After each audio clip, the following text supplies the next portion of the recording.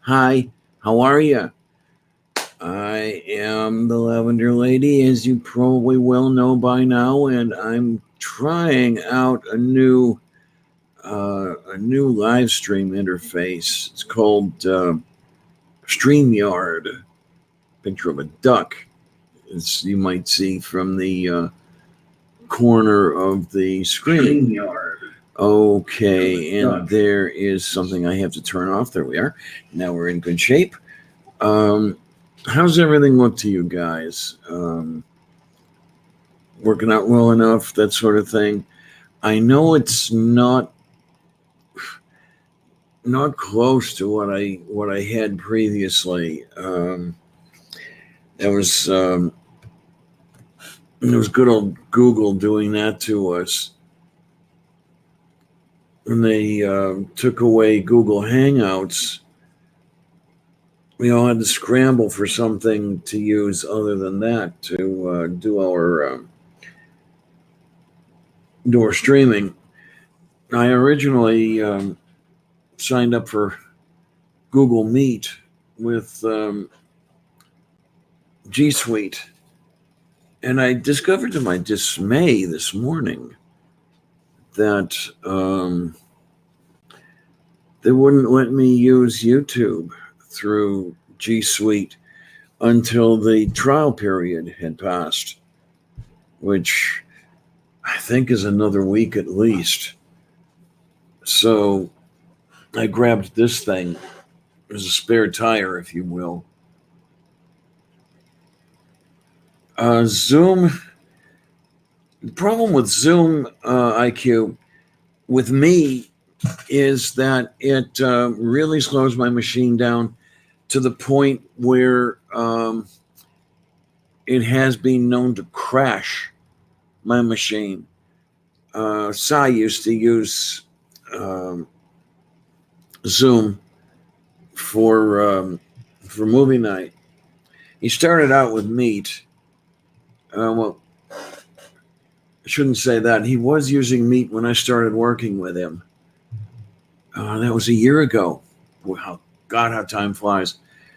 Then he went to Zoom, and it was slowing me down. And as I say, it crashed my machine a couple of times. Now, I had thought for a while that it was my fault because I was using, I shouldn't say I was using, I don't run oh, hey, look who's here. Yay, yay, yay.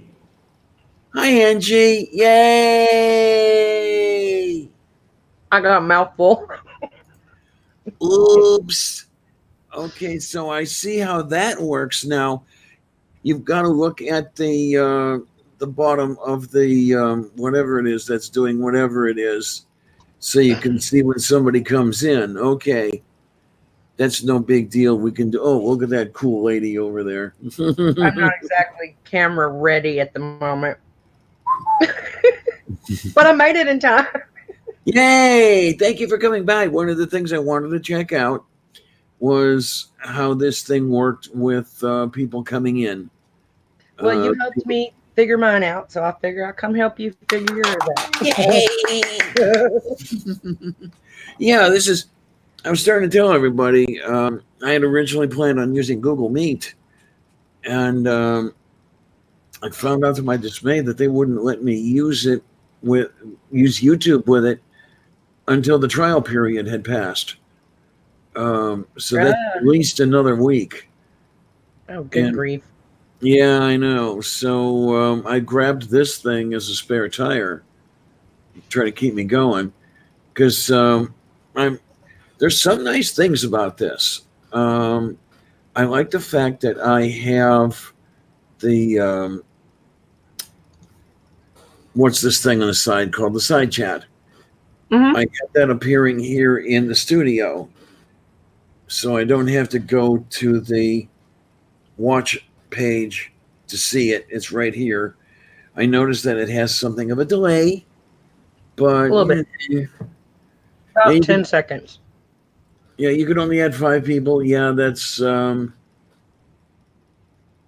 I don't know if actually you could get more than 5 people in if you pay for it. IQ.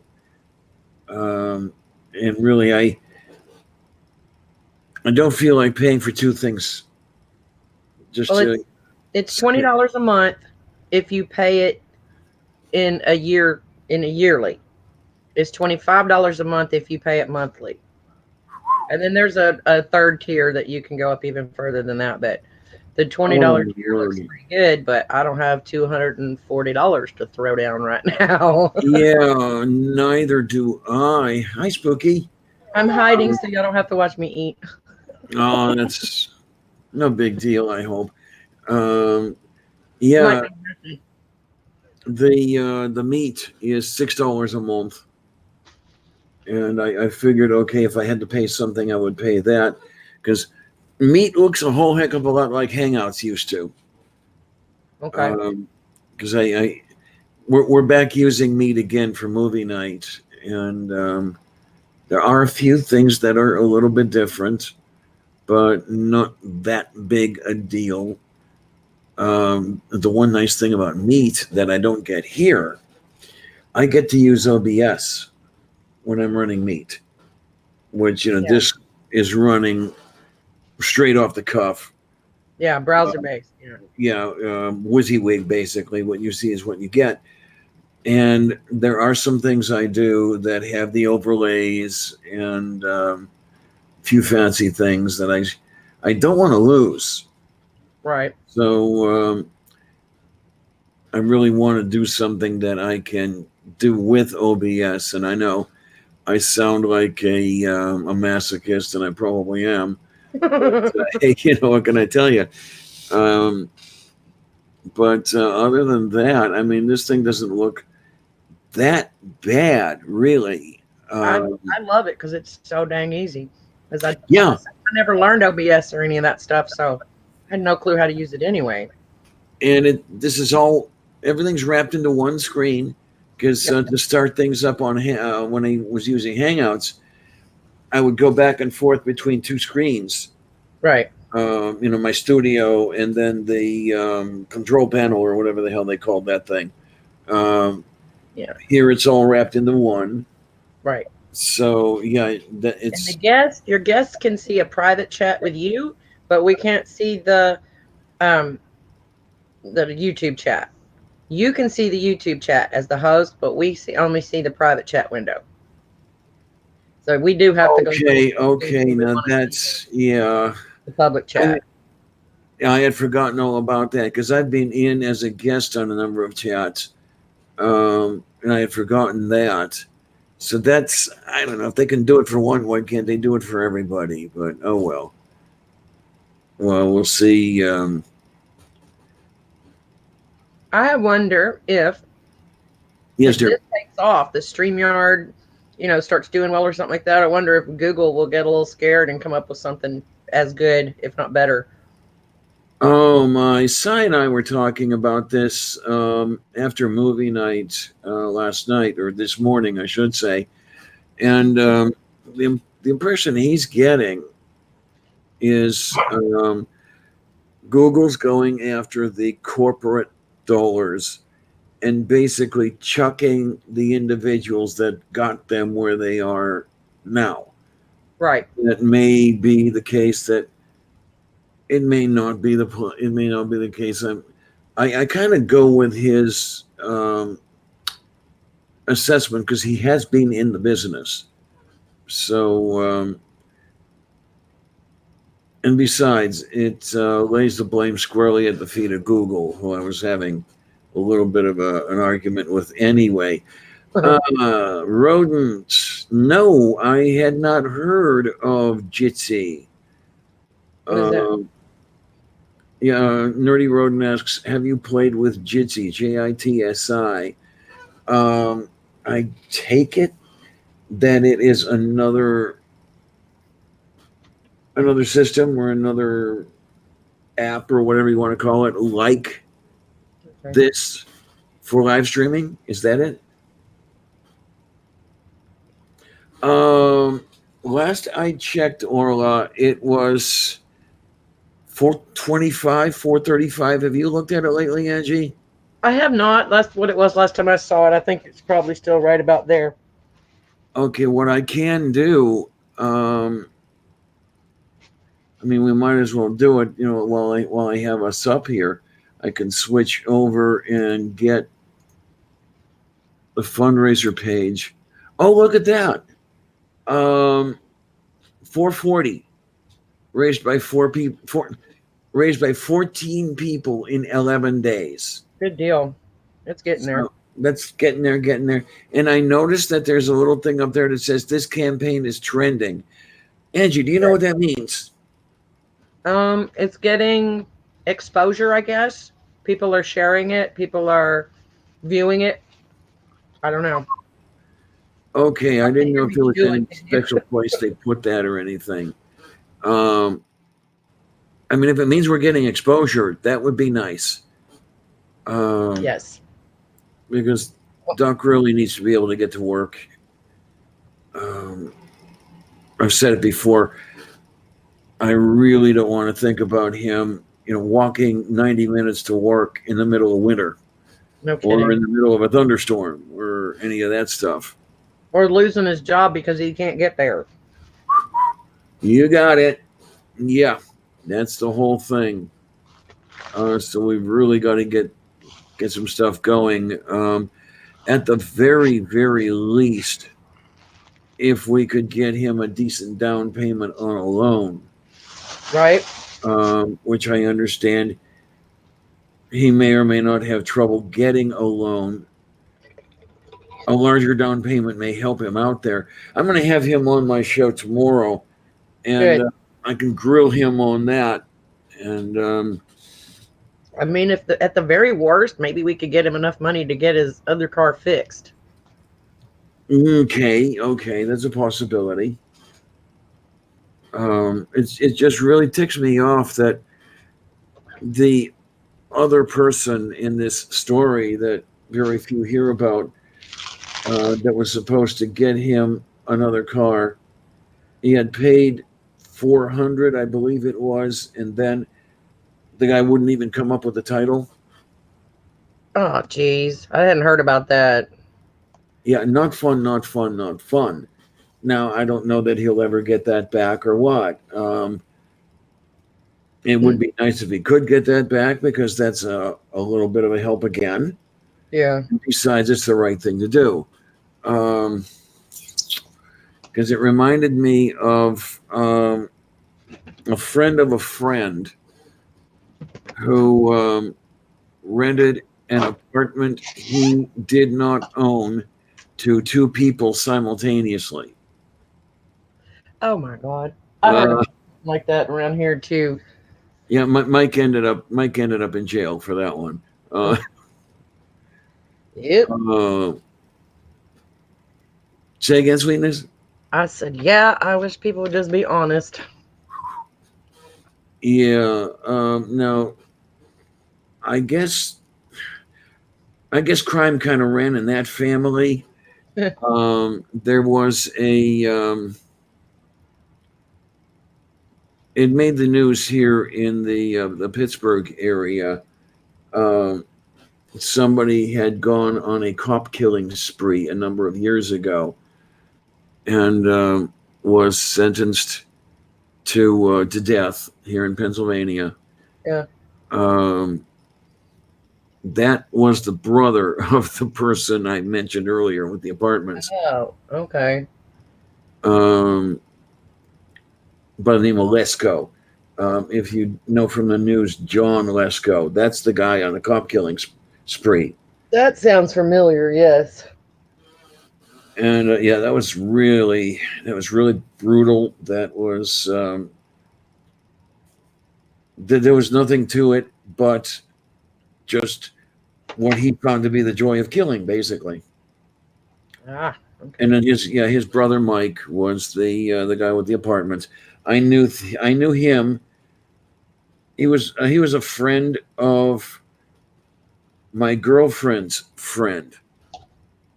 This was for the love of St. Good. This was, let me think, 12 years ago. No, I'm sorry, 22 years ago. That's a big difference. Yeah, big difference.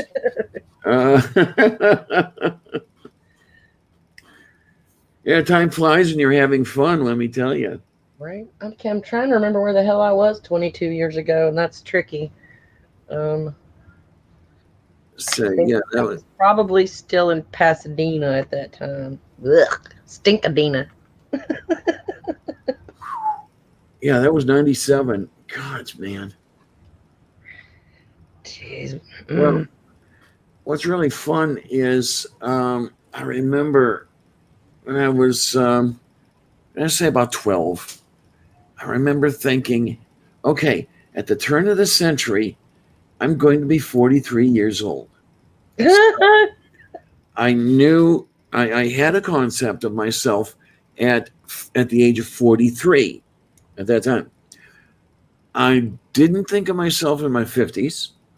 I certainly didn't think of myself in my 60s, but here I am.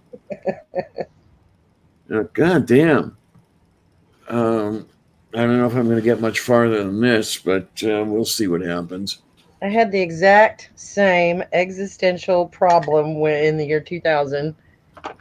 I hit like 30 didn't bother me at all. I didn't even think about it. But I remembered being in junior high, and the teacher had one day made us do the math. How old will you be in the year 2000? And I remember thinking, oh my God, I'm going to be 34.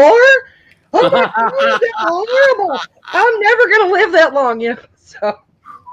So when I actually hit that, it was like, oh my God, your junior high self thinks you're old now. That's awful. Yeah, and then when I made it to 35, I remember thinking, damn, at this age, Mozart was dead. Right.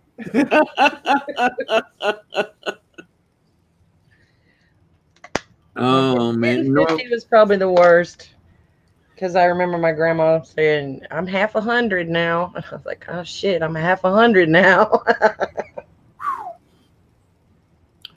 yeah, that was, I think, the last birthday card I got from those two, and they kind of rubbed that in a little bit. Yeah, you're the big 50, half 100, half a century, all that stuff. Yeah. Um, Gee, thanks.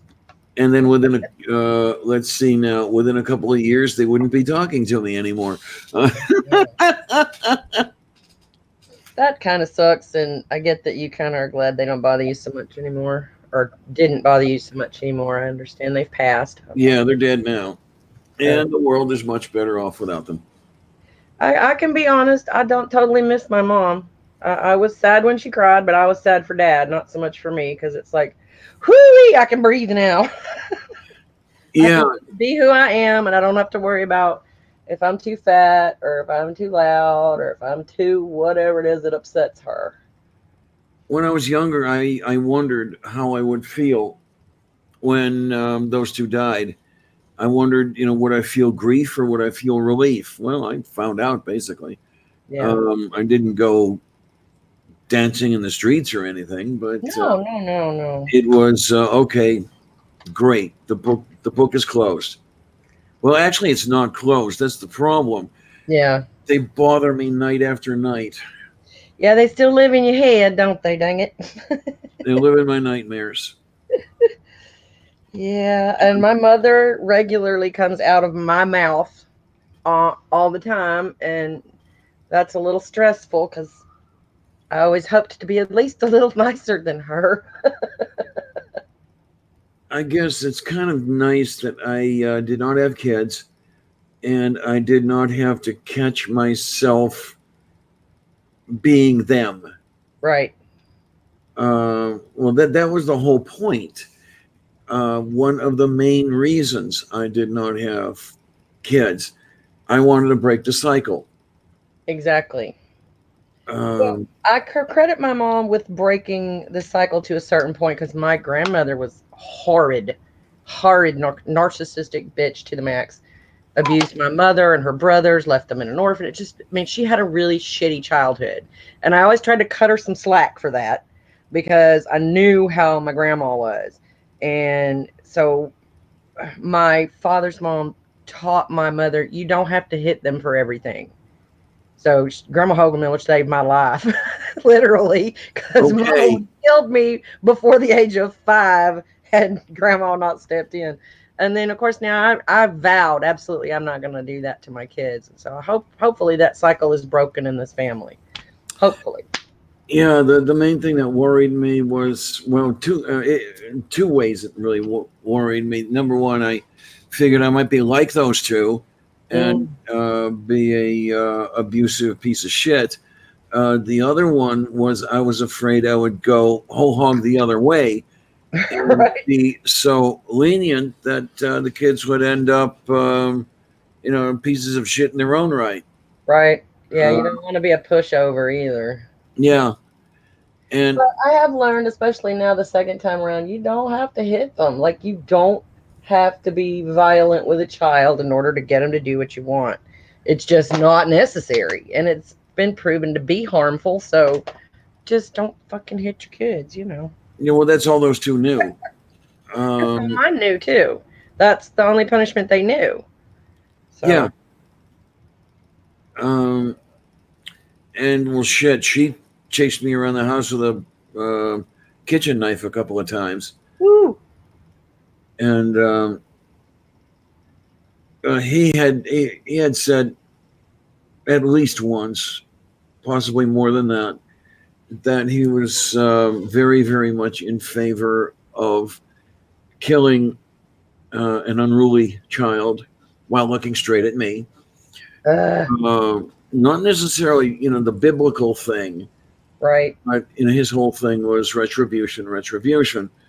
So, yeah, happily, That that. whole I brought you in the world, I'll take you out sentiment.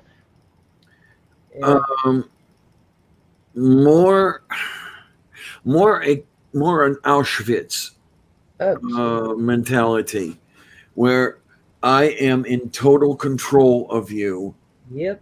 and you are the pawn on my chessboard, basically. Um, so I mean, it was even. Well, it wasn't so much. I brought you into the world. I'll take you out because I am not related to those two. Right. Yeah, that's Being an right. adopted child. So, Right. and that actually came between us as much as when I was very young. They were always open. I always knew that I was an adopted child. They didn't try to pull the wool over my eyes with that one. Right. It was, you're special. We went to the baby store and picked you out. We wanted you. All that bullshit. Yeah. And then they went and gave the lie to that, if you will, with the way I was treated once I had a mind of my own. Um, well, she said at one time that it was my duty to have kids. So I'm thinking she figured it was her duty as well, and Yeah. very likely resented it. I Um, know my mom did. I'm pretty sure she didn't want no kids. hmm Never came out and said it, but I'm pretty sure that was not really her plan or her desire. That you couldn't have a plan back then in the 50s and 60s. If you were if you weren't a hippie, you were going to get married, have a husband, and have a baby. That's what you did. But she was a nurse, so she also had a career because she Okay. had to support herself because her mother was such a piece of shit. So I don't know. I love my mom. She's about not supposed to speak ill of the dead, I know, but she can't hear me and don't care. And Dad's not watching, so it won't matter. There you are. What do we have here, Marla? I can't be too upset with my parents. I mean, it was hard for them. My dad has PTSD. This is Orla speaking. Oh, Then they're looking after a kid with severe cerebral palsy and dyspraxia.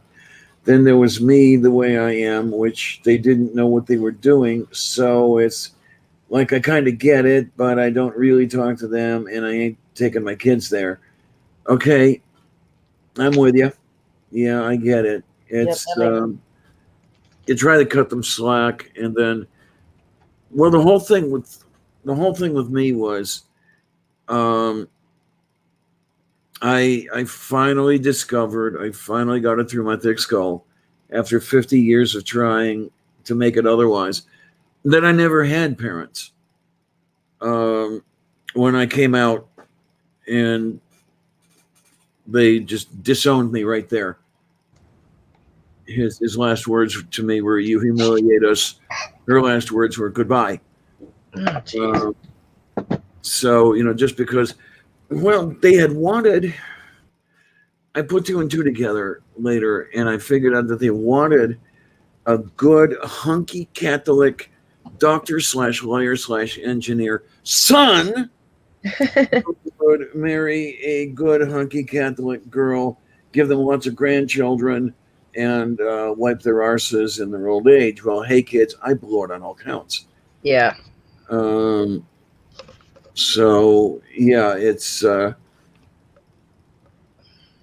then when they dropped me, I guess the noises that he made, especially around the other so-called family, the cousins, my cousins, that sort of thing, they dropped me like a hot potato, and I've got basically no one right now. So hey, it works out that way. Yeah, my family quit me when I became an atheist, so or an outspoken atheist. I've been one, and they didn't know, and they didn't, then there wasn't any problem. But as soon as I started saying stuff, they're like, "Yeah, we don't want her to come to Christmas. We don't want her to come." So you were more or less on the evangelical side or something, or Oh yeah, yeah. I okay, started okay. out like Methodist Baptist, kind of like my parents weren't super religious or anything. They sent us to church. Uh, in my adult life, I had a sick baby and a crappy marriage, and I was sad and messed up. And these people said, "Well, you're just Christianing wrong. Let us show you how to do it." And so I slid right into that and thought, okay, this is the right way. This is more biblical. So maybe I've just been doing it wrong, and that's why my life is shit, because God's mad I'm not doing it right. So I did that for about, I want to say 15 years, close to it, solid deep into fundamentalist, evangelical, charismatic. Yeah, let's cast out some demons. Let's, heal the sick and speak Oh, in boy, tongues, boy. roll on the floor. And My sister was like that. go for My it. late sister. I like to say that those two raised us Roman Catholic. She found Jesus. I found Carl Sagan. And she went the full blown evangelical Pentecostal route with rolling on the floor, slaying in the spirit, speaking in tongues, all that happy stuff. And God, she was annoying. They're faking it. Just so y'all know, they're all faking it. And they know they're faking it. They just hope nobody but God notices. Oh, right, right, right. It's all peer pressure. Yeah. Yeah. Yeah, you get slain in the spirit because you know that's what you're supposed to do. And you don't want to be the only one who don't go. If he's going down the line and everybody's falling out and you just stand there, well, there's something wrong with you. Not him. It's not his failure. It's you. There's something wrong with you. So Oh, for the love of Saint. Look, I see over here on the side, just for a little pulling out to the side, Nerdy Rodent said, I guess not many people have a lesbian parent, a church minister parent, and a trans sister. They're all fine, so I'm lucky. Yeah, I guess you are. Definitely. But yeah, when my sister did the conversion, she went the whole politically conservative thing and everything else. No doubt, were she alive in 2016, or were she alive today, she would have been a Trump voter, a Trump supporter, all up one side, down the other. You can grab my pussy anytime, the whole thing like that. Um, and yeah, that it's not. I shouldn't say I don't get it. I kind of get it. I don't like it. I don't brook with it. Well, the two of us, we're always polar opposites anyway. So yeah, Trump, I think, is the only thing that my sister and I actually agree on. She does not Trump. She's even further extreme than that. She's prepper, end times. Texas needs to secede from the union. That kind of cuckoo. So I hoard toilet paper so that if she's right and the shit hits the fan and I need a safe place to go, I don't show up empty-handed. Okay, fine. There She told me you you are. can come if it happens, but if you come, if you don't bring something to contribute, we eat you first when the food runs out. Okay. And is probably sort of serious about that. Oh, boy, boy. We don't like each other very much, so we don't talk. We just don't talk Yeah, well, I will say, that way. I hope that my sister's last thought was of her Jesus. Um, yeah, she died 12 years ago, burst cerebral aneurysm. Oh, Um, at least it was relatively quick. yeah, that's kind of one of those. If you gotta go, that's not the worst way to go. Yeah, she was working Thursday afternoon and Saturday morning. She was dead. Um, but that was the interesting thing with the female slimy bastard. Um, she was all pull the plug, pull the plug. Um, the doctors had said if Anne Marie lived, she was going to be severely disabled, blind at the very least, any number of things wrong, and the old lady was basically, no, I'm not putting up with any of that stuff. Well, happily she died on her own anyway, so nobody had to do anything about that. But one nice thing Anne Marie did was she was an organ donor. So yes, somebody has her cornea, somebody has her heart, somebody has her liver. That's good. So that's one decent thing. But it was kind of funny all the time, though. Those two did not drop me for my atheism. They dropped me because I'm trans. But they would always give me a hard time about, well, at least your sister has a religion. And it's like, yeah, screw you. That's just so twisted.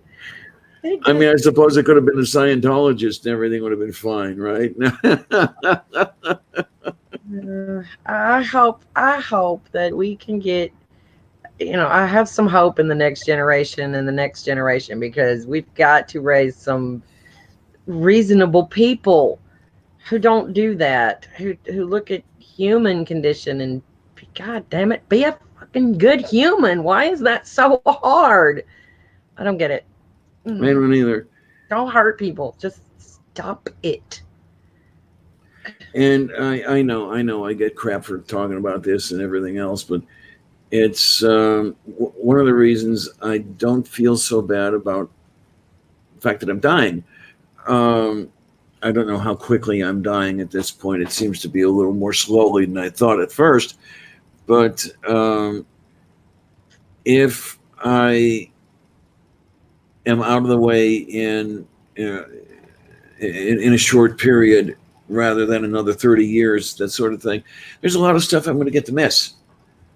I'm going to get to miss the descent of the U.S., the final descent of the U.S. into fascism. Going to get to miss the sea level rise to where the coasts are underwater and everybody's fighting over food and a place to live and all this other happy shit. And I'm dead. I don't care. But yeah. I want to do as little possible damage in my time here as I possibly can, I guess, is all I can do. If everybody was, peace on earth and all that kind of stuff, I don't ever see that really happening. Like, I love Star Trek, but I don't see that really everybody ever coming together, because there's always going to be pockets of cuckoo. Yeah, hi Tria. We're humans. We're just, not perfect. No, definitely not perfect. And that whole Star Trek thing, yeah, that's all utopia. And yeah, we're just not built that way. We're got a few dents in the fenders and everything else, so it's not perfect. Although it's interesting to read the utopias a little while back, I was reading "Looking Backward," if you're familiar with that one, by Edward Bellamy. Um, Look for that. Somebody who managed to be preserved for a century from the late 19th century to the year 2000, Oh, okay. and the way Bellamy envisioned the world was right out of the 1880s, the 1890s. It was going to be more a socialist society um, where labor was more equitably divided, and they didn't have all the wage wars that you have now, that sort of thing. Yeah. The thing that you're never going to see. Um, I don't but see it happening. I can see it changing and things being different and maybe better at some point, but it's never going to be perfect or utopia or anything like that. So my only thing I can do is vote and vote and vote and vote. yeah, do it while you can, kids. You may not be doing it that much longer.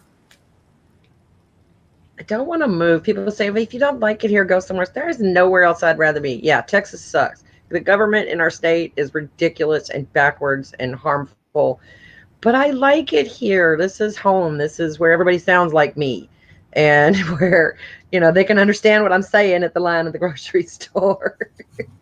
Okay. Yeah. And it's beautiful. Texas is beautiful. Any kind of um, topography you want, we've got it right here. We got desert, we got mountains, we got rivers, we got ocean, we got forest, we got everything, all of it in one nice little package. And if we could just get some more reasonable people to move here, that would be helpful. Stop being afraid of Texas. Come and help me. I'm more familiar with West Texas than with East Texas, the El Paso, San Antonio neighborhood. I used to live in Big Spring. Say again? I used to live in Big Spring out near Midland. Okay. Yeah, my wife and I had gone out that direction. 84, something like that. Flew out to El Paso, then took in Alamogordo, then on to Phoenix, Tucson, went up to Flagstaff, flew through the Grand Canyon. That was fun. Something I'm very, very happy we got to do. And we got to get snowed into Flagstaff. That was a fun day. I hate snow. The other reason I'm staying in Texas. It snows here about once every 5 years where I live. And then it's for the day. That's all. It's gone, Yeah, I used to love winter. I used to love the cold. I used to love the snow. Then I spent a couple of years homeless. The two worst winters we've had here in Pittsburgh in the last, I don't know, 30 or 40 years. And it kind of stayed with me, now, if I'm walking to the grocery store and there's a bit of a wind during winter, I'm in tears because it's so damn cold and I can't take it. I will find any way to get someone else to do for me if it is too cold, or I'll just go without whatever it is because I'm not going out there if it's under 40 degrees. Oh man, if I did that, I would be in here, not going out at all from about mid or early November to mid-April. Yeah, you got way more winter than I do. Our winter is like fall with a cold snap or two. Okay. Yeah, it's especially lately. Last year, the winter was not fun at all. The cold, biting winds, the whole thing, and that's all. It's all the climate change. Yeah, everything is so much wetter. Say again? Every season has been just wetter and wetter and wetter. We had a really for you guys in Galveston Bay really and all that wet, shit. Summer. Everything is we've gotten so much more rain, and I know that's got to be the climate foolishness because Yeah. we didn't get that much rain. We'd be August in Texas. We're almost begging for rain. We're dying down here. Oh my gosh, we can't get the backyard to dry out because it rains every other day now. So Okay. And up here, the forecasts are all screwy. hmm Um, there's rain predicted every day, and most of those predicted rain days are dry, and it's the models have fallen apart. yeah, So you don't know what it's going to do or how much it's going to do it. And oh god, yesterday we had a hell of a thunderstorm. I am so happy I wasn't doing anything online at the time. The center of the cell must have been right in the backyard, oh geez, um, because there was like maybe a tenth of a second between the flash and the boom.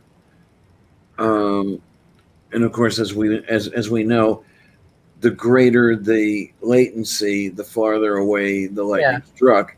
But I mean, it must have been hitting right in the backyard because, Dang. yeah, the the only time I had known lightning any closer than that was the one day where my sister almost got fried. Um, she was in the backyard pool, and it started raining. Everybody else came inside, and it was just doing its light raining and the whole bit. And all of a sudden, a big flash and a boom at the same time, Oh, yeah, that's right there. and it hit right behind the garage, which was maybe about 30 feet from where she was. And her feet did not hit the ground. She was flying into the house, crying like crazy, scared out of her mind. And who could blame her, right? No kidding. I am amazed that she lived through that one because didn't have too far to go to hit the pool. When we would have had, well, about bouillabaisse, this would have been agnabaisse or something like that. I don't know.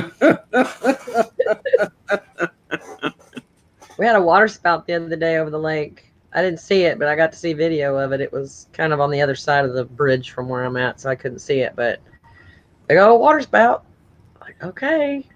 Oh man, did you see the video a day or two ago where the dust devil formed over a pile of coal dust? No, I didn't see that. And it was basically a black tornado. Oh wow. I mean, the dust devil size, so it was Yeah. a big deal. But yeah, it was kind of interesting to see that. Something you don't see very often. Yeah. But oh well. And then the other one was the tornado that touched down in front of a car and took another car away, basically. Tornadoes scare the crap out of me. Yeah, I don't like tornadoes. I I've been in didn't. several. I don't like them at all. We didn't get very many of them where I was growing up. I grew up in Cleveland, Ohio, on the shore of Lake Erie. We would occasionally get a tornado, but nothing like Oklahoma or Nebraska or Kansas or anything like that. But when we got them, we got them. Oh yeah. Clear out a path. Where So- I'm at, we're just close enough to the coast because I'm about 3 hours from Galveston, or I'm northwest of Galveston. And so we're just close enough that, the cold fronts come down from up north and they're moving here. And then, the warm Gulf moisture's coming up from the coast and it just hits right over the top of us. Bam, like that. And we get the really nasty thunderstorms and tornadoes and stupid straight line winds. We lost the roof to our deck to a downburst. Just whoosh, ripped it right off. Oh Not even a man. tornado, just a straight line wind. Yeah, we had a problem with a microburst here a little while ago. There's a neighborhood amusement park out here, and I guess neighborhood amusement park is the best way I can describe it. It's not a destination park like Cedar Point or Kings Island or Six Flags. It's this. It was a trolley stop, and then you had a few rides built and picnic area. It's called Kennywood Park. I've heard of that, yeah. Okay.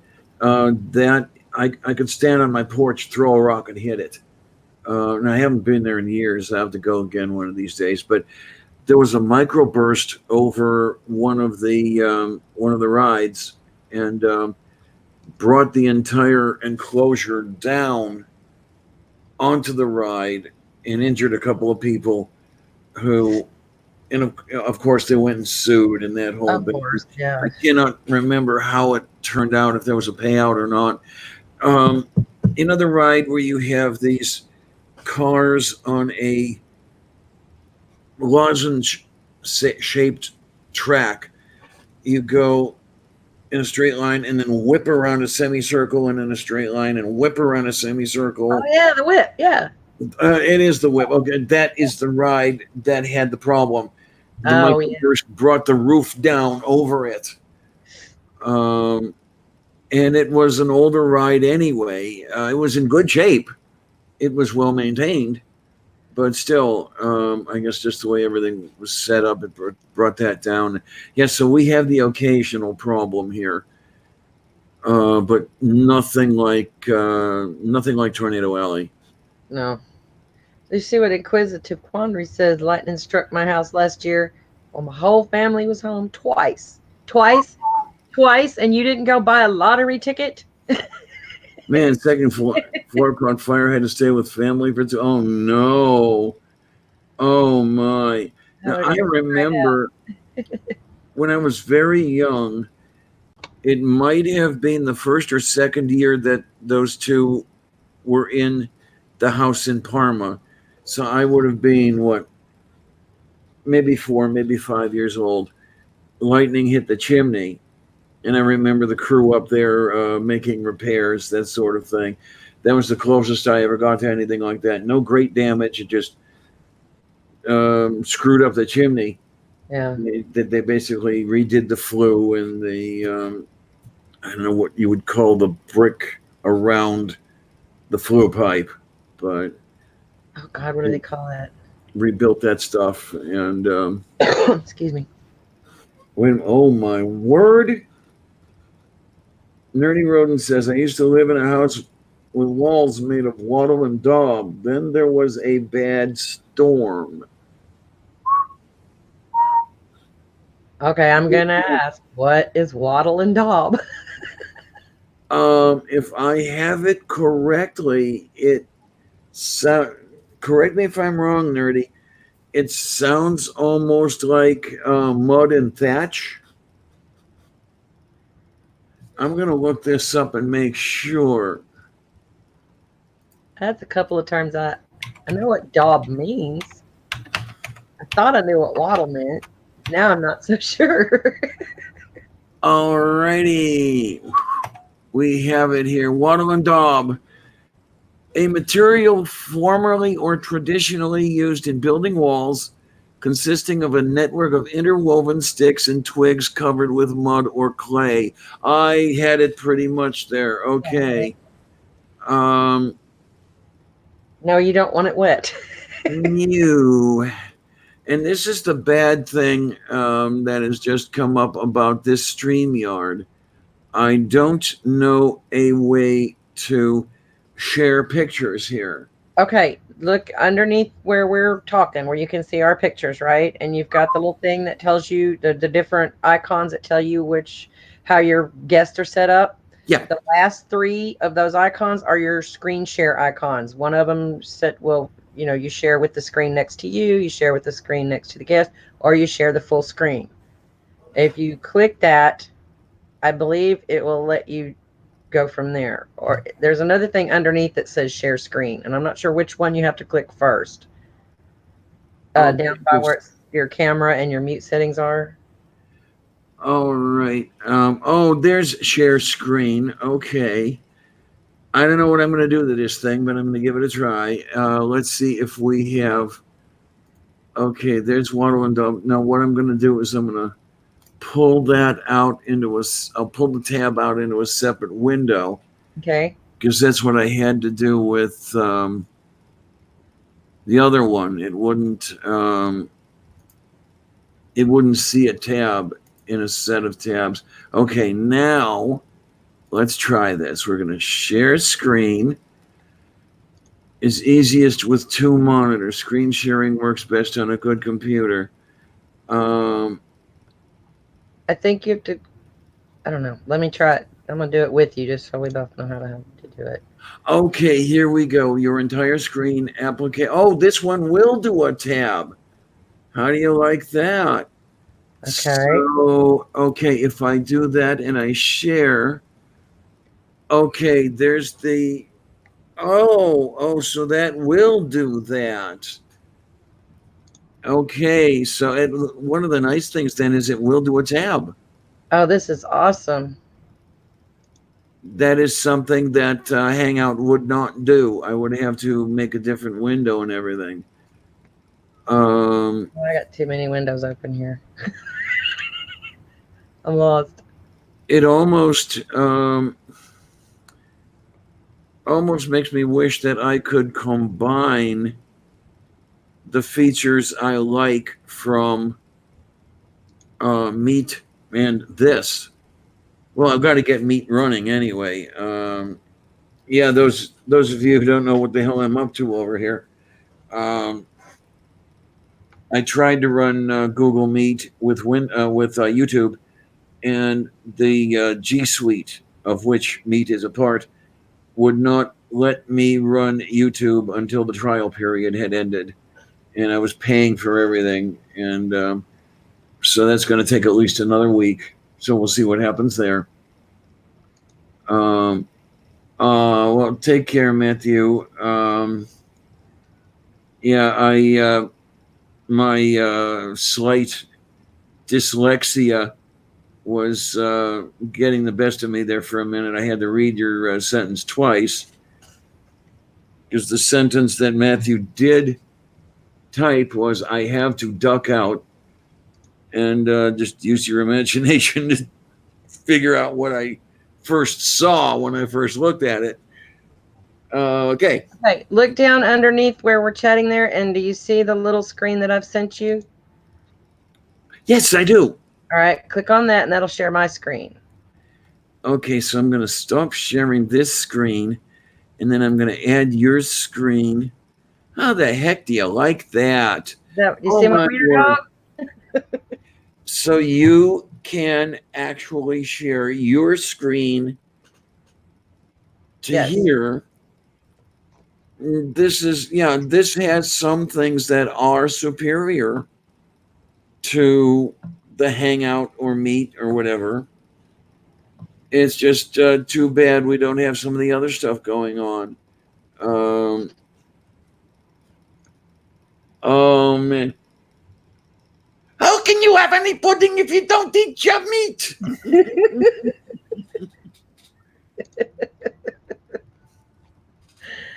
All right, that's pretty cool. I like that it sends the screen to you, and you can decide whether to share it or not. If it's something inappropriate or whatever, you can be like, "Oh, you know." I like that it gives the Yeah. host complete control. Oh man, that is. So I don't know. Maybe there's hope for this thing, but the thing is, $20 a month is a lot of cash. It is, and if they want you to pay it all at once, I mean that you get the $20 a month if you pay it for the whole year. It's $25 a month if you pay it monthly. Mm. So, but unless I start having trouble with this one, or like if there's something I really need to do that I can't, then I will probably upgrade at some point. But so far, I'm not having any trouble with it. And then I like what Tony Designs has to say. He says, I'm procrastinating from going to the grocery store or going to the grocery because going to the grocery. Yeah. Well, I'll tell you, Tony, I would procrastinate, but I just never get around to it. I have an actual round to it. It's a little wow. It's a little round thing, and it says TUIT on it. Okay. And it doesn't help at all. I still don't get around to it. Then there was the one place I worked, there was an very annoying Christian working there as well. And he had a round to it hanging from his wall in his office. You know, this is a round to it. They're very rare, but now you can praise the Lord when you get around to it. And it's like, oh, get praise the Lord the fuck out of here, will you?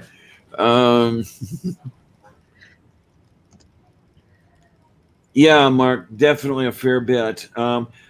I don't have to pay that much for a season of baseball. Hubby's home. I'll be right back. I'm not leaving. I'll be right back. Oh man, I will get 6 months of live baseball for 120, or a little short of $130 a year, and I'm thinking there's a lot more going on with that than there is with this. But oh well, what are you gonna do? Oh my, oh my, oh my. Here's what we're gonna do here. Hang on, I want to practice on this stuff. Okay, we have that. We're gonna hit that little button there. And then we're going to go over here and do stuff and things and things and stuff. You know how that goes, right? The hell am I talking about? I don't know. I just got back. Oh, good. I don't know either. So that makes two of us. Okay, there we go. And then we'll do that. And then we will do that. Okay, Tria, take a look in your DM. If you feel like coming on in, come on in. Come hang. And okay, then I'm tasting. I just did a little bit of a burp there, and I'm tasting rotisserie chicken. Yum. Yeah, I broke down and bought a rotisserie chicken and a bag of tater tots. I hadn't eaten for a full day because I was doing stuff, and then just about the time I was going to go to the grocery store, that thunderstorm that I was talking about came through. Oh, And it great. said, I'm not going shopping in that bullshit. And then you had getting ready for movie night and all that other shit. And yeah, I'm busy all over the hell with the live streams I'm in. I'm still trying to figure out exactly when do you sleep. I see you everywhere at all hours. Like, geez, woman, when do you sleep? I tuck it in whenever I can, basically. I almost never leave the house. That's a bad thing right there. I'm always sitting here, and the way Faye described it, I'm on everybody else's channel more than I am on my own. Well, you know what, Robert? Robert X said, I guess Diana won't go veggie on us yet. I was a preferential vegetarian for years ago. Say about 30, 35 years ago. I was a vegetarian because I wanted that. I liked it. Just put the meat away and then eat non-meat stuff, and it was tasty and yummy and nutritious and delicious. But then, when I went to work in the lab at the University of Pittsburgh, we were, okay. Trigger warning. Experiments on animals. Okay, so if you don't want to hear about it, cover your ears. We were working on cats, mapping their brains to figure out this, how the sense of balance worked, and then move that from the kitties to the humans. And these were terminal preps, which is a really nice way of saying that the kitty did not survive very long after the experiment was over. And I figured if I was doing that shit, what business had I, doing the whole vegetarian thing and everything else, and started back on the meat at that point. And never got off the meat. Well, right now it's just a little too expensive to do the veggie stuff. God, fresh produce costs a hell of a lot of money. Oh, it's ridiculous. Unbelievable. Okay, wait a minute now. Hans says, think Diana is like the Delphines. She can let half the brain to sleep when needed, and she only needs half a brain to be twice as smart as me anyway. Oh, come on, Hans. You don't give yourself enough credit. Shitsky. Well put, Hans. Man, you want smart. I can think of somebody offhand. Damn it. Anyway, shut up, Clarion. Are you thinking about dancing again? Say again? Are you thinking about dancing again? I wouldn't mind dancing, but she's not. Oh, look. Sorry it took me so long to see you there, Tria. Hey, I haven't been in here very long. I okay. just clicked in. Yeah, I was trying to finish off a little bit of eating before I actually got online. Yeah, the dancing was nice, but she's not up for it. You know, one of those things, and it's like, oh well, what are you gonna do? Yeah. Please reconsider. Please reconsider. Please reconsider. Nobody knows who I could be talking about. No. Yeah, no, I figured y'all didn't want to hear Chex Mix into the mic, so. Oh, Chex Mix, yum! I don't know. I ate a wrap and nobody could hear me chewing, so maybe I don't know. Chex Mix. I don't know. My mic picks up every damn thing. I have a video. I think it was my thank you video. Where you keep hearing it sounds like somebody's rearranging stuff in the background, but really what it is my cat in his wild mode, like racing around the room, running into and out of boxes. Because I will open up something, and I'm always stupid enough to do it in my room. I open up a box, and then the next thing I know, Elmer's in the middle of it going, "This box mine." Okay. So while it looks like it's trashed because there are boxes, it keeps him highly amused. So I'm like, fine, if that's your box and it's a cheap toy and I don't have to buy you toys, then there you go. You can have the boxes. We call that the 11 o'clockses. The cat's got the 11 o'clockses again. She's running around. I call his the zoomies. The zoomies. The one I want to do. The zoomies. I want to get Sylvia a cardboard box, and then I want to see her trying to decide what she wants: the cardboard box or the cardboard box it came in.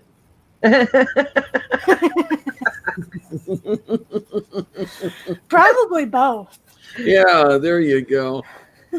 She's still, I don't know if you can see it from here. Yeah, okay.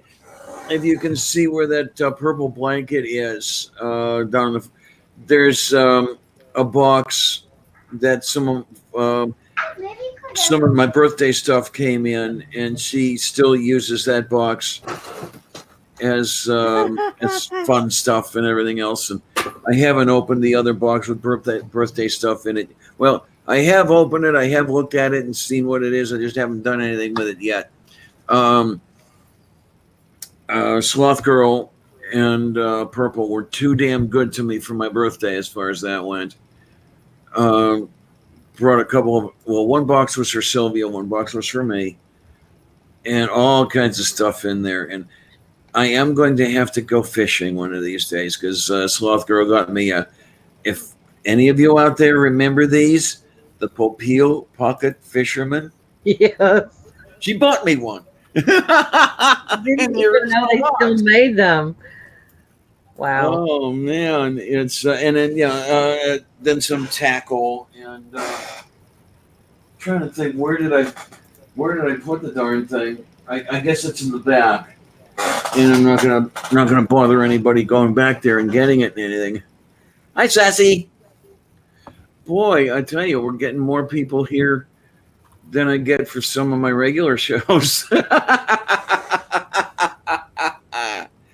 Oh, everybody liked the way it looks and everything. I mean, as I said earlier, this is probably not going to be the way I do things in perpetuity, but it's a spare tire, and hopefully it'll keep me going until my trial period is over, and Google lets me use YouTube with G Suite. No, I don't know what I just said. Really, I don't. So don't even bother asking. You sound like the lady in the church and they're speaking in tongues. Jesus.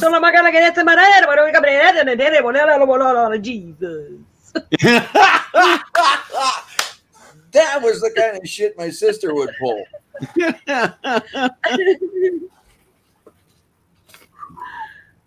Oh man! Wait a minute! We had one lady who would pretend. We had one lady who was pretending to speak French, like her speaking in tongues language was this French sound. It wasn't actual French. It just sounded like she had a French accent. It was the funniest thing I ever saw. Oh man! Have you? You know who Sid Caesar was, right? Who? Say that again. Sid Caesar. Oh yeah, yeah.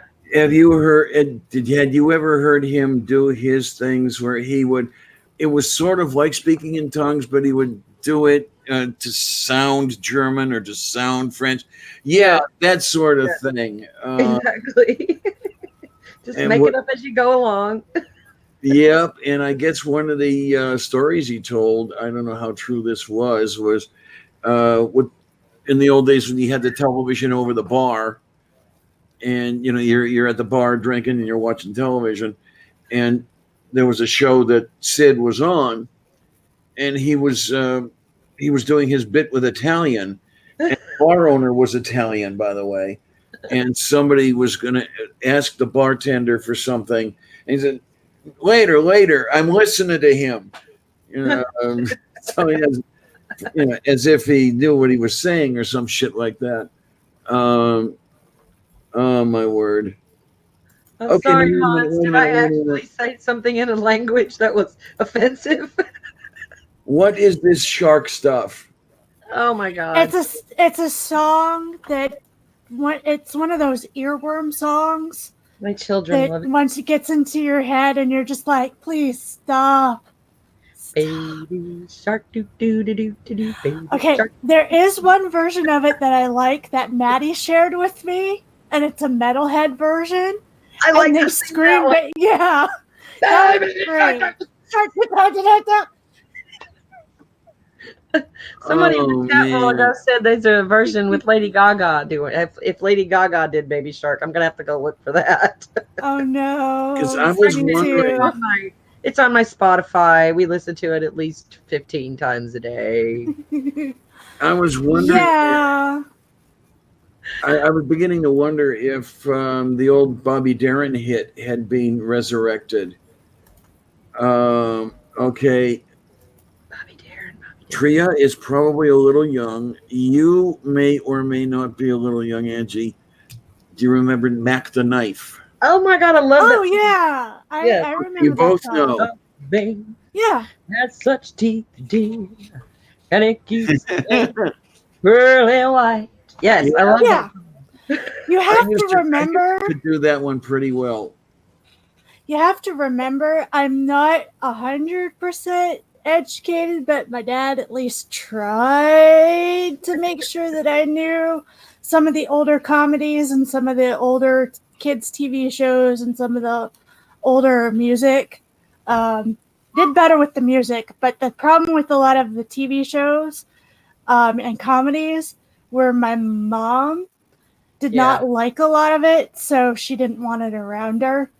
And you didn't watch anything around her that she didn't want to see because she'd just make you miserable the whole time. My mother was exactly like wonderful. That. If she didn't like what you were watching, she would come in there and just, why do you watch this crap? Do you know that's blah, blah, blah, and on, and you just couldn't watch it anyway because she was, ugh. Yeah. Yeah. I got away with a couple of things. Because my mom couldn't change the channel at the hospital. And oh no.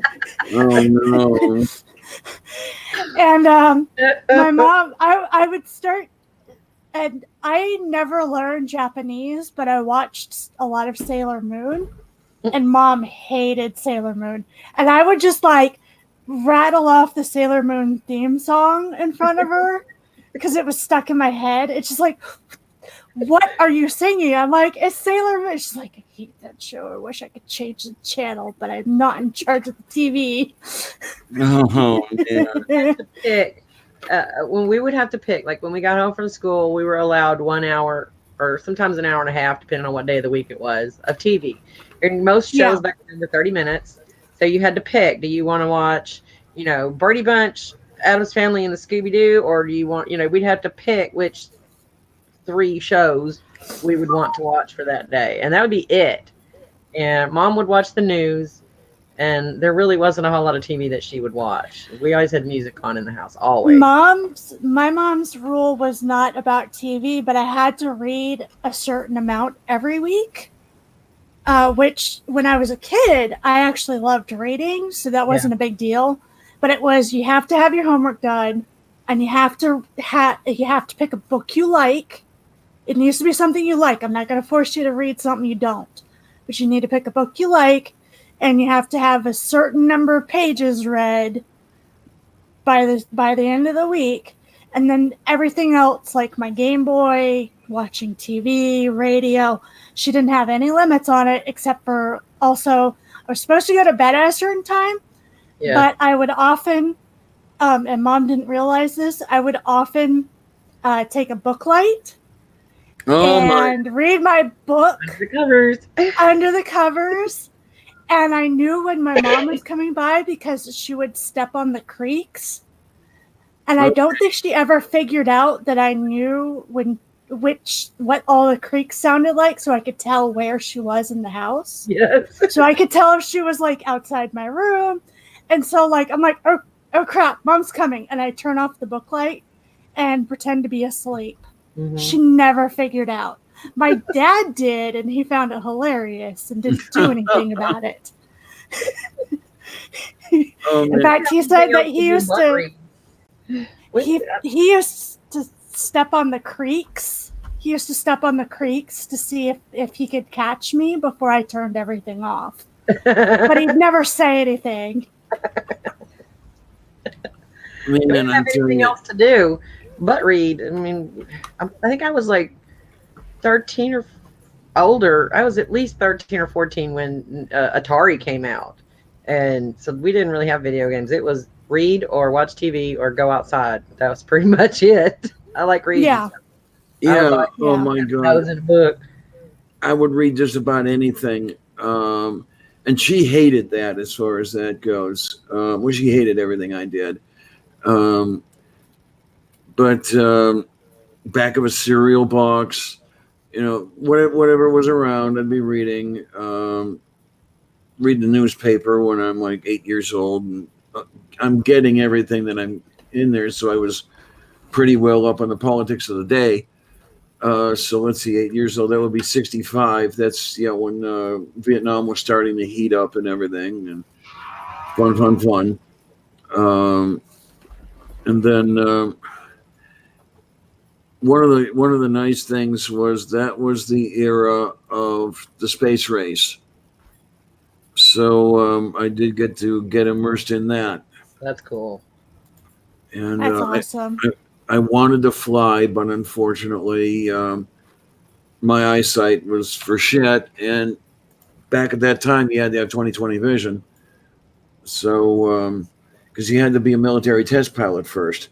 And to be a military test pilot, you had to have 20/20 vision. And I had shitty vision from the time I was like 6 or 7. So that wasn't going anywhere. But, it was... I loved Glenn Miller.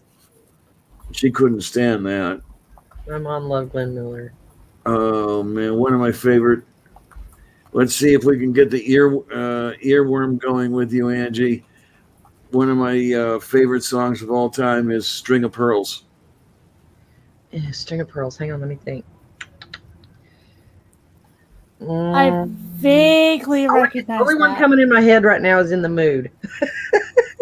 String of Pearls. But In the Mood is such a good song. I know, but it's not popping in my head. The other one is stuck there, and I can't kick it out of the way to get the right one. Yeah, that one. Yeah, that one. I was thinking of the other one. Yeah. Yeah, Yeah, that was the In the Mood. Yeah. A friend of mine was in a big band.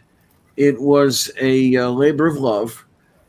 The personnel were, a lot of them were people who had played professionally with people like Dorsey, Miller, Shaw, that sort of thing. And the rest of them were the young kids. And the friend of mine was a rather young kid, doing it for the love of it. And they had this 19-piece band with vocalists and everything. And they would do the Saturday night dances at the Atlanta RG, the Mensa Convention in Atlanta, Georgia. And oh God, it was just, listening to records is one thing. Listening to the band is another.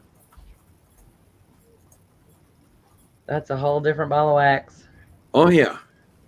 Well, that's like singing. Singing karaoke is one thing, and singing with a band is a whole different thing, and infinitely better to sing with a band than it is to sing karaoke. As much as I love karaoke, singing with the band is the shit.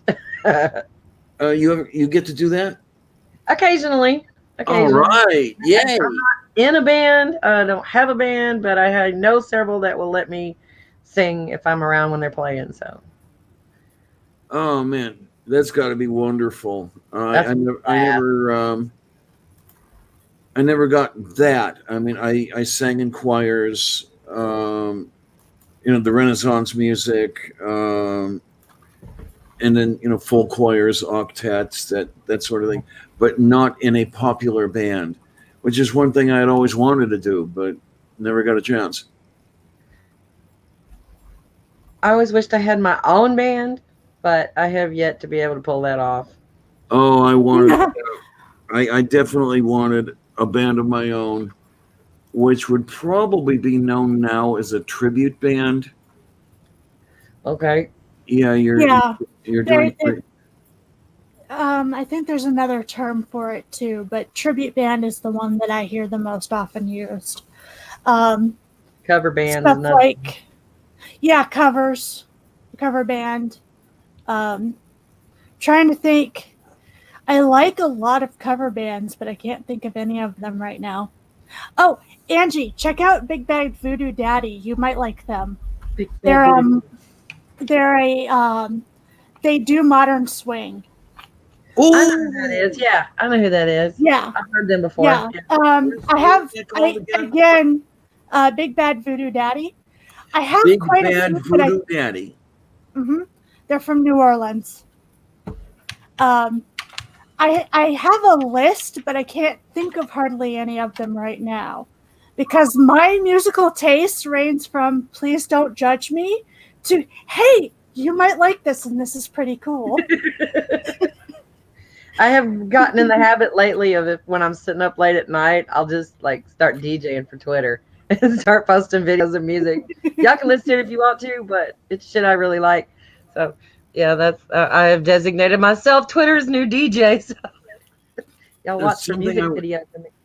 Something I wouldn't mind at all, and well, not so much anymore because my vocal range and my bra size don't go together too well. But I would have loved to have been part of a band like the Manhattan Transfer. Oh yeah. I don't know. I mean, it depending on the genre. If you did like a 40s style burlesque, they did love those deep voices. Well, you do know how deep my voice is, right? Yes. Okay. Yes. I love it so much. That makes me so happy when you drop in the basement like that. That is just like butter. Yeah, that's my natural range, and yeah, everything else is modified, if you want to put it that way. There were people when I was younger who would always tell me that I should be in radio, and I actually wanted to give it a try, but those two wouldn't have it. I do have a cousin who did get into radio and achieved a reasonable bit of success in Raleigh, Durham. He actually ended up owning the radio station. Started out as a disc jockey and went from there. And then finally got burned out, and then he became an electrician at Six Flags. Oh. And, okay, let me see. Maybe he's retired by now, or maybe he's just one of those people who cannot retire. Yeah. That's going to be my dad. Because that's going to be my dad. Gary is 69 or 70 by now. He's the oldest of the cousins. Okay. Um, I'm sorry, I'm singing. They're all calling out songs in the chat over here. Those books are earworms running around in my head now. Those books will not sit straight unless I try to put some of them back. And unfortunately, the ones that I took off were kind of thick, and I was trying to figure out where. Because what happened was, I was going to try to put some of the books out on the bookshelf in the hallway, and my dad had the same idea. And he can't put the books back in his room, and I can't put the books back in mine. So, homeless books are so sad. Well, the thing is that they're books. I was like, these are cooking books. I could put them outside in the hallway so that I can access them easier when I'm cooking. And my dad was like, oh, here, I put all the study materials out so that you can look at them. Because my dad found out that I was reading Mormon books, but he doesn't realize what I'm doing with them. I don't think if he realized what I was doing with them, he would have left them out for me, but... Oh, man. I have some really old books that the Mormons have disavowed. Oh. Sitting on the shelf out there. Yeah, and at some point, I am going to be cracking open some of them and be like, here, the church says they never taught this, but guess what? That's going to be cool. Yeah. Well, yeah, Robert X, Tria do a cooking stream. That would be absolutely wonderful. And I've got to do something with my cooking because I haven't done anything with my cooking channel. There's no way I could do a cooking stream. Like, my kitchen is so, like, it's not small, but it's set up horribly. Mine is ridiculous. There's no counter space really for like actual cooking, so I often have to chop things on the stove. Okay, I figured that one out. If you can get, see if I can get over here. I got lucky and found this little guy here. And the thing is that, yeah, none of my recipes are my own either, so that doesn't help. Okay, now, most of mine are not my own, but yes, I do have one or two that are my own, so those are pretty nice.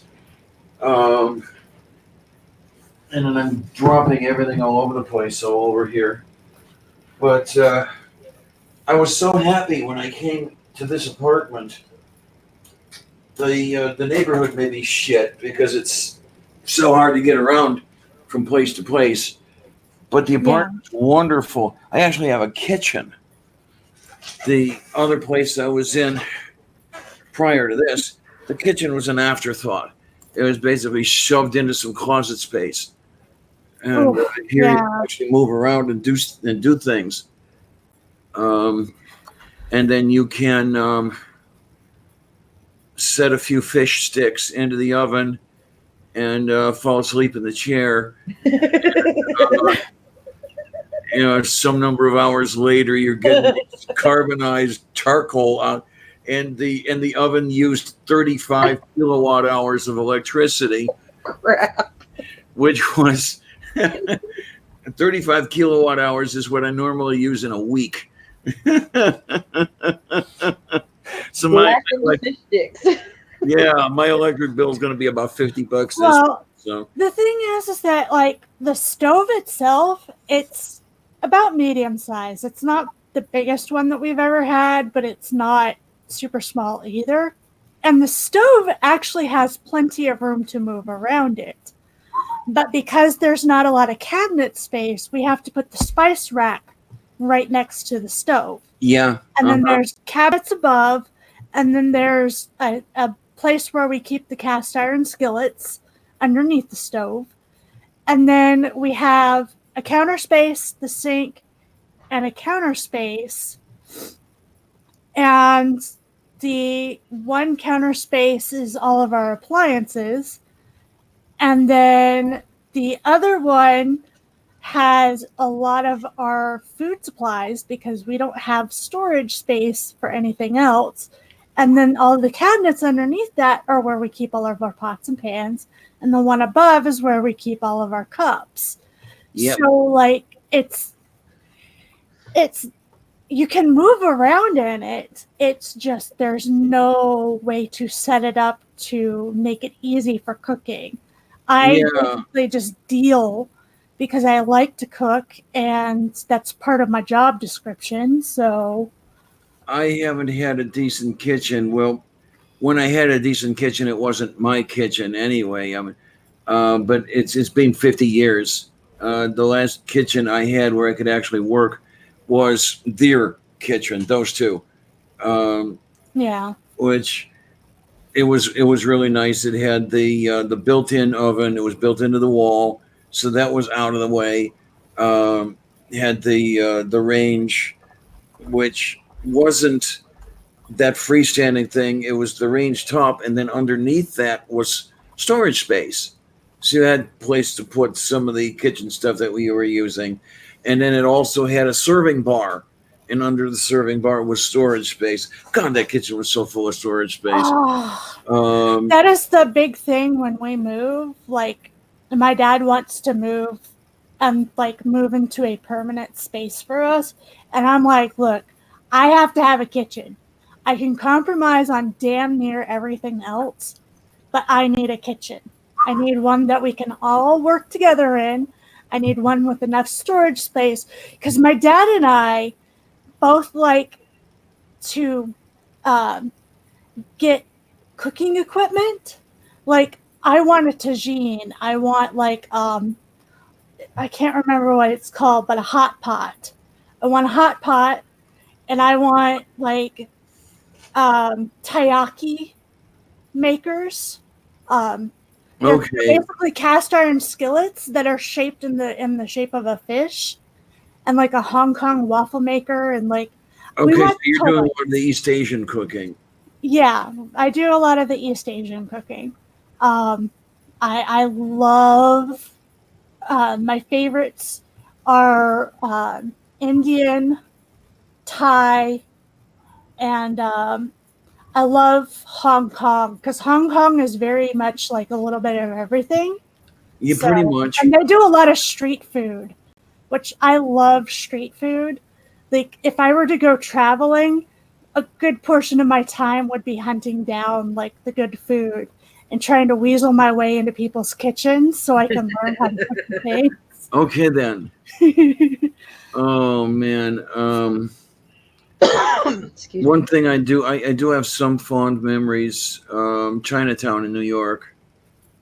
Not so much the street food, but man, you go up and down the street, and you have the restaurants with the dyed red fish hanging in the window, and of course, you know that they're dyed red, so you don't see how bad they look.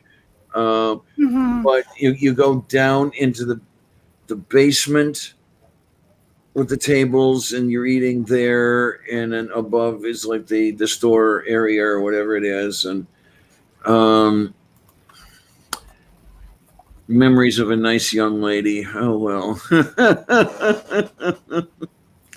And yeah, that's a long time ago, kids. But one of these days, I'm going to try to learn to do the East Asian cooking. Really, all I can do at this point is General So, which is not at all traditional. Yeah, I do. I don't make them myself, but my friend got me a bamboo steamer, and one of my favorite things to do is get pot stickers and Okay. bao, the little breads, and steam those, because as long as you keep an eye on the water, you can't overcook them. So for me, that's very much a set it and I can do other things without having to kind of worry about it. And I do keep them on a timer because I know I've learned through I've learned the hard way how long it takes for the water to go bye-bye in the bottom of the pan. And it's not pretty what happens. Right. So I don't do that anymore. You basically have to trash the whole damn thing, right? You can, if you catch it fast enough, you can save the bamboo steamers. But what happens is the bamboo steamers are made out of wood. Yes. So if you let the water go out, the bamboo steamer eventually dries up and catches on fire. Oh shit! I've never let it get that far. I have kind of burned the bottom before, but like one time we were doing a big, huge feast. I got into East Asian cooking when a friend of mine had taken me under his wing for a little while and had taught me a few recipes. I've actually got a couple of really traditional, like basically from, I think he said it was from like the 15 and 1600s. Ooh. Recipes that he gave me. I think I only have 2 of them left, but he and I were doing this big feast. And so we were doing like 20 things at once, and it was just him and I, and occasionally his wife. And all of a sudden, he's like, something smells like it's burning in the kitchen, but nothing should be burning. And he had forgotten to put water in the bottom. Oh, no. And his bamboo steamers had caught on fire. So, yeah, fortunately, so this is why you keep extra steamers, right? Yeah, fortunately, he had backup steamers, and we had plenty of the other stuff because, you know, he had made a huge batch, and he says, well, I'm going to use this other half for my family on another night. So it's like, well, I guess that's not going to happen now. Both ways. Oh, boy. It was fun. I think we had about 15 different dishes for about 20 people by the time we were done. I wouldn't ever do that much again. Like, I've had people go like, oh, you don't mind mass cooking. I'm like, no, this was the only way to get the recipes out from under him. Okay, then. I give you the recipes, but you have to be in the kitchen, because he didn't write them down. He would be like, these are the ingredients. And then he'd like put them in his palm and be like, this is about how much you put in, and then toss it in. So there were no measurements. There were no measurements. It was just like, it's about this much. I'm like, wait, I didn't see how much. What? Oh, crap. Sounds like my babka teaching me to cook.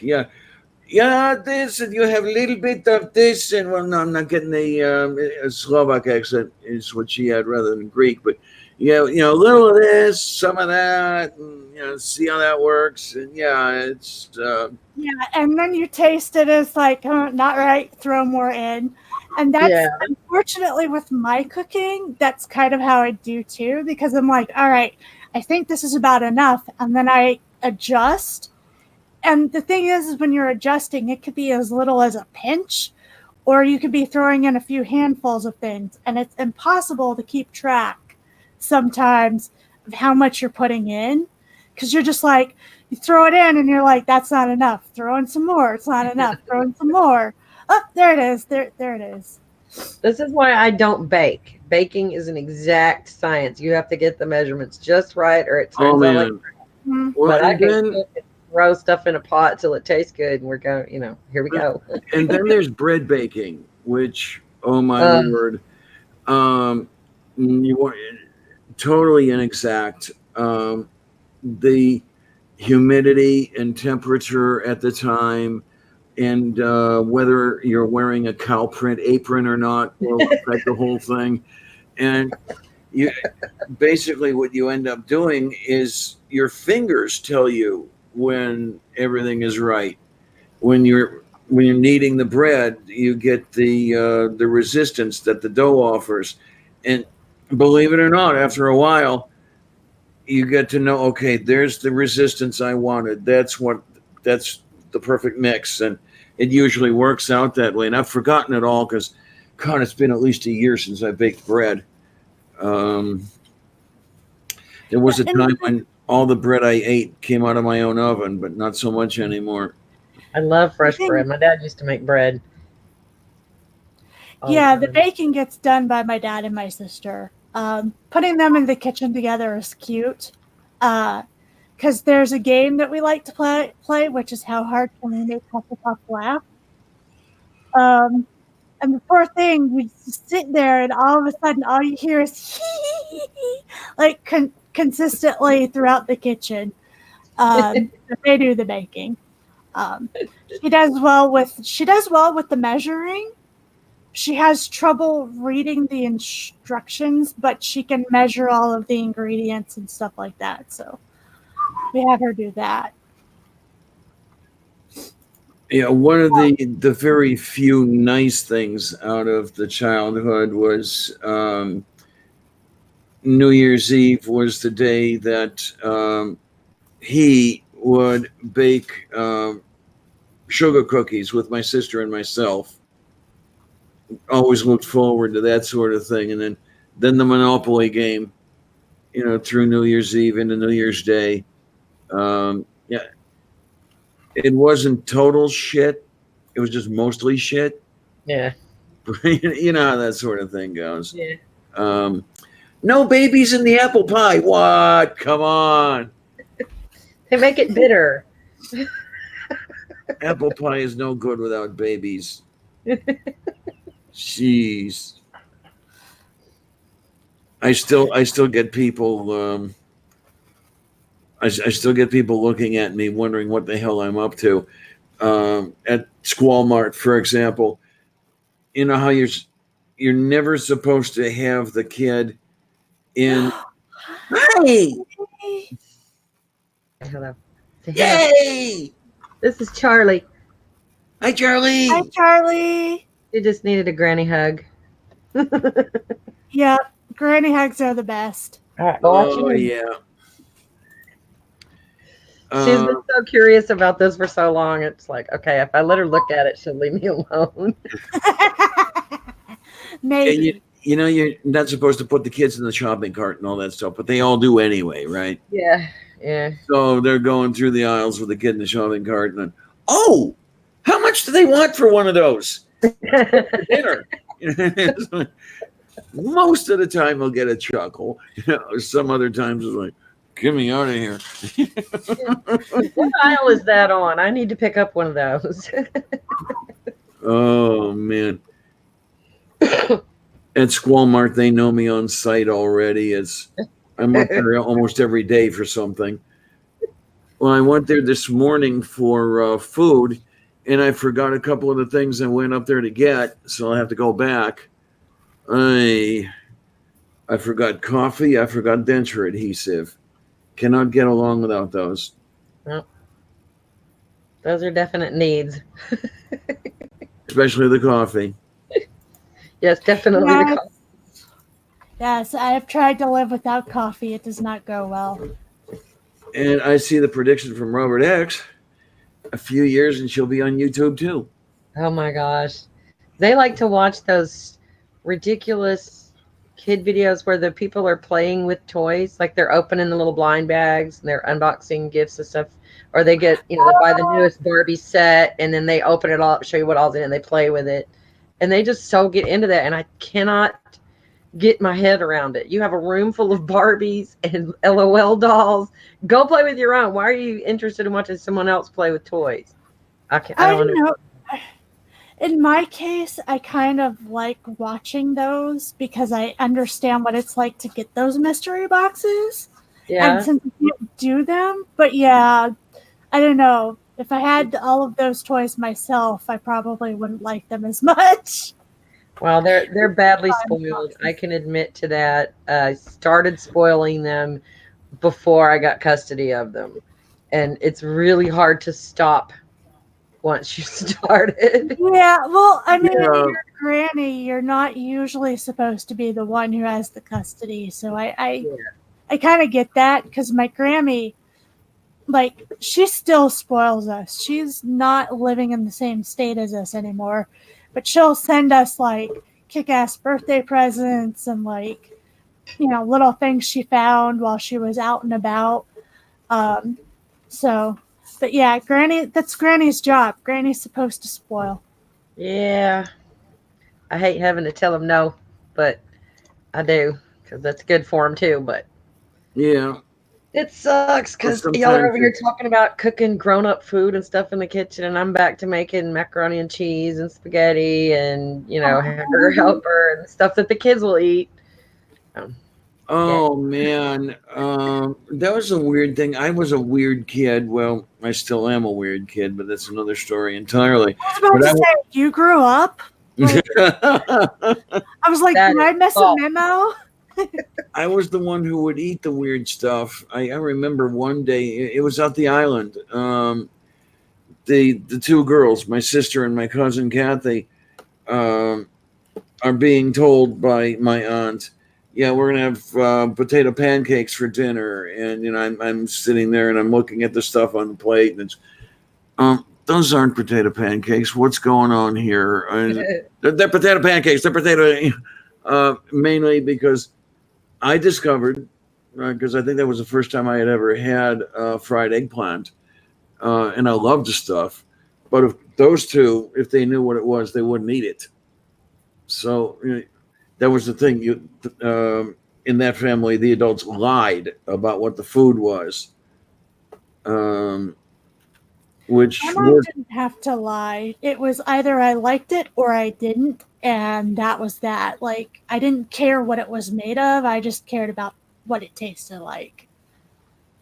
And then the other thing was, well, when I was young, I hated string beans. I absolutely hated the damn string beans because the only string beans she knew had the shit boiled out of them out of a can.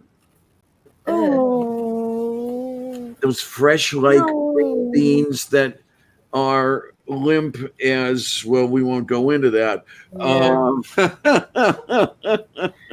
No, mom would get fresh string beans, and we'd all sit down and like prep them together, and then she would blanch them, and then she would cook them just a little bit longer in like some beef broth and salt, and just those were yummy. Like, very, very simple, but very, very yummy. No, I came to absolutely love the beans when I was growing my own. We would have one or two types of green string beans. Then we would have butter beans, occasionally the lima beans. I'm not as big a fan of the lima beans as I am of some of the other stuff, but the lima beans still aren't that bad. But yeah, to go out just to the garden, grab a few off the vine, and that's lunch. Absolutely fantastic. Would take dried minced onion, a little bit of balsamic vinegar, some olive oil, and then some garbanzo beans. Okay, then. Let that sit for a little while, and I used to love. I still do. I don't quite have the proportions right. Oh, and a little bit of garlic, fresh garlic, and you'd let it sit overnight, and just so good, so yummy. Okay, so, ow, oh my word! Don't get old. It isn't worth it. Ow. Yeah, you got a kink. Yeah. Now a little bit of garlic. That would be 3 heads, right? Yeah, about our family used to joke, and still kind of does, that vampires would not want to stay in our house even if they were invited in, because we use so much Like, I had a friend come over and say I'm allergic to garlic. I was like, all right, allergy, I can deal. And then I sat down and tried to do food, and I'm like, everything requires garlic. Yeah, everything has garlic. Everything. Scrambled I'm like, egg. I don't care. It's garlic. so One basically what I did was I set aside a bunch for her, and then I was like, I'm gonna add garlic for us, but here's your non-garlicky portions, because I was like, if I try to do no garlic in this house, I think this will not go well. She's like, cool, it's okay, just don't cross-contaminate. Gotcha. I cannot stand the smell of meat cooking if it doesn't have garlic on it. Like if I'm trying to brown ground beef for spaghetti or whatever, I have to put the garlic on it first before I can cook it because I don't like the smell of it otherwise. I am like that, not with garlic, but onions. If the onion has not been cooked first, because my mom used to put in the onion at the same time as the meat. And I've found that I like my onions a little bit more done than she does, especially since now I'm not allowed to put sugar in anything. Ugh. So if I want sweetness in a recipe without putting actual sugar in it, I will caramelize the onions. Yeah, I was just about to say that. Yes, indeed. Interesting. Hans says strawberry jam and garlic. Oh. May have to give that a try. Oh, you know what's good? Get a sweet balsamic syrup and some fresh strawberries and put it on vanilla ice cream. So good. Yeah, I want to try garlic ice cream. I definitely want to do that. I may have to go to Fresno to do that, but balsamic vinegar sweetens up very much if you cook it the right way. You can make syrup out of it, and it's basically it tastes sweet and a little bit sweet and a little bit sour. I did not know that because I have tried to use balsamic vinegar in something I was making one time, and it grossed me out so bad I threw it out. Oh no! It's like I expected it to.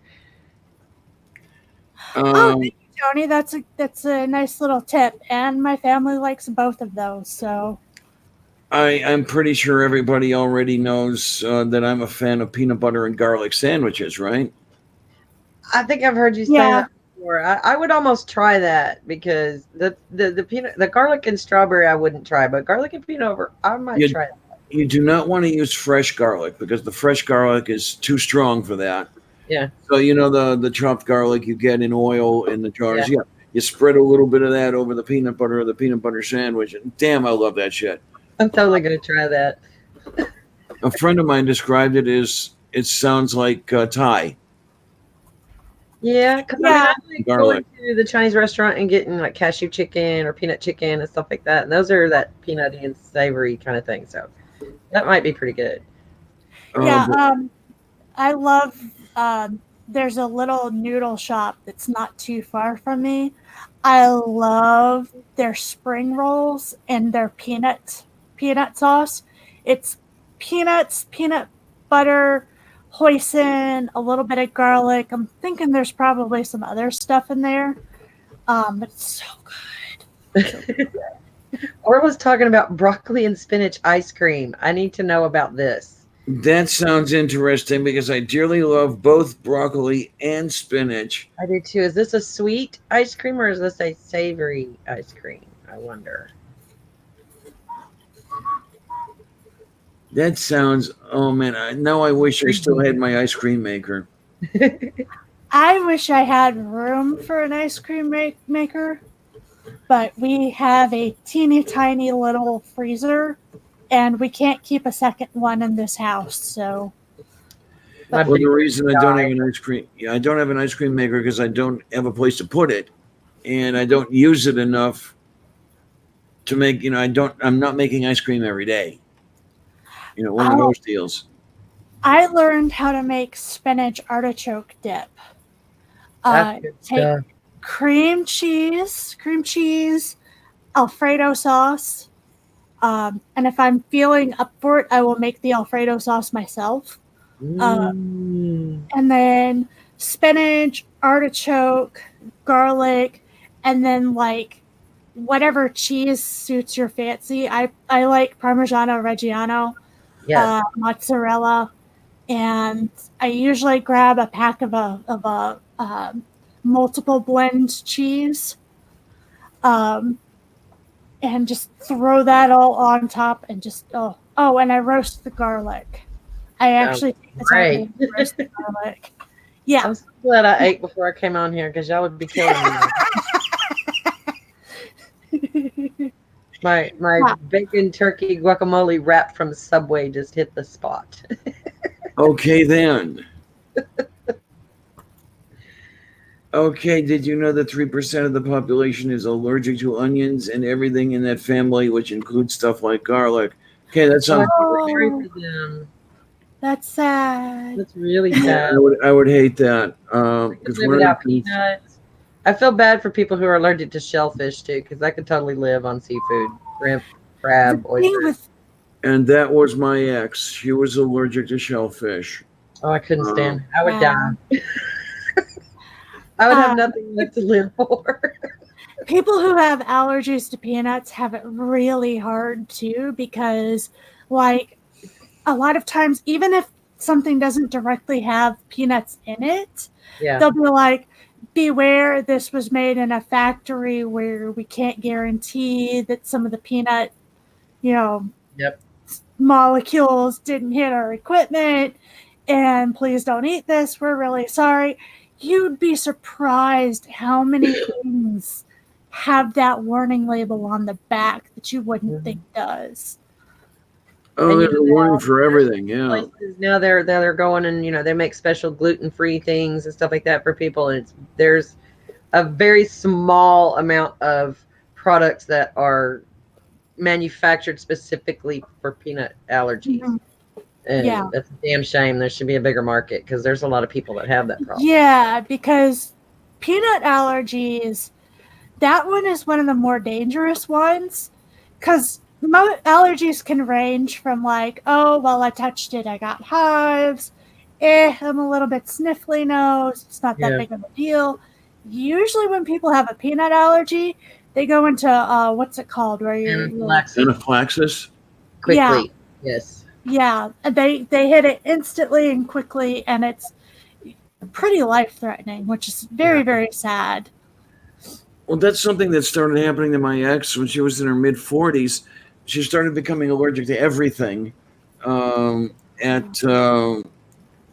without warning at random times.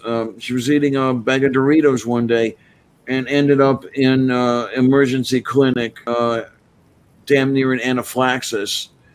There was something in there that she somehow became allergic to. And after that, it was one thing after another. I don't know if she's able to eat anything anymore because, well, it's been years since she's spoken to me. But I am allergic to certain brands and types of sausage. It can give me pre-migraine symptoms and make my mouth feel so itchy I just like want to rip it out. Wow. I've had to switch hot dog brands because they changed the formula, and find a hot dog brand that I can actually eat. I cannot eat a hot dog unless it says all beef on it. For some reason, I can't have bratwurst. I can't have kielbasa. Oh, no fun.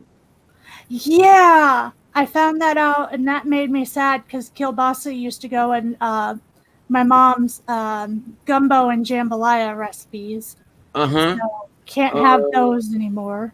I did that at home. The ex called it jambalaya ski. My mom ran off with a recipe from her sister in New Orleans, who learned it from somebody whose family had lived in the area for generations. So it's a really good recipe. It makes me sad that I can't do kielbasa in it.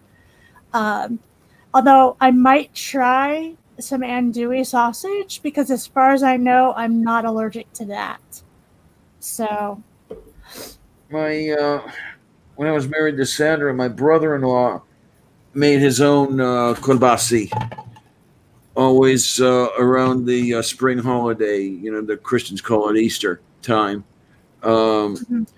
and yeah, it was in the natural casing. He made his own, and that stuff was nice. It was good. Well, see, Yum. and I've actually made sausage myself at home.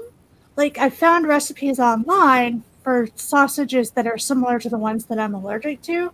And if I make it at home, I'm not allergic to them. Like, anything that I state that I'm allergic to, if I make a reproduction of some sort, I'm not allergic to that. So I Okay, so don't know there's what something it in the is. processing. Yeah, there's something in the processing. I also get pre-migraine symptoms sometimes when I'm eating out, and it's stuff that if I made it at home, I'm not allergic to. So I don't know quite what it is, and I've been told that there are ways you can find out, and most of them are elimination diets, and I'm like, hell no, I'm not doing that to myself. Not for something I can easily avoid. Yeah. Because you're not even supposed to put salt and pepper on for elimination diets. I'm like, hell no, no, no, no, not doing that to myself. I like food too much.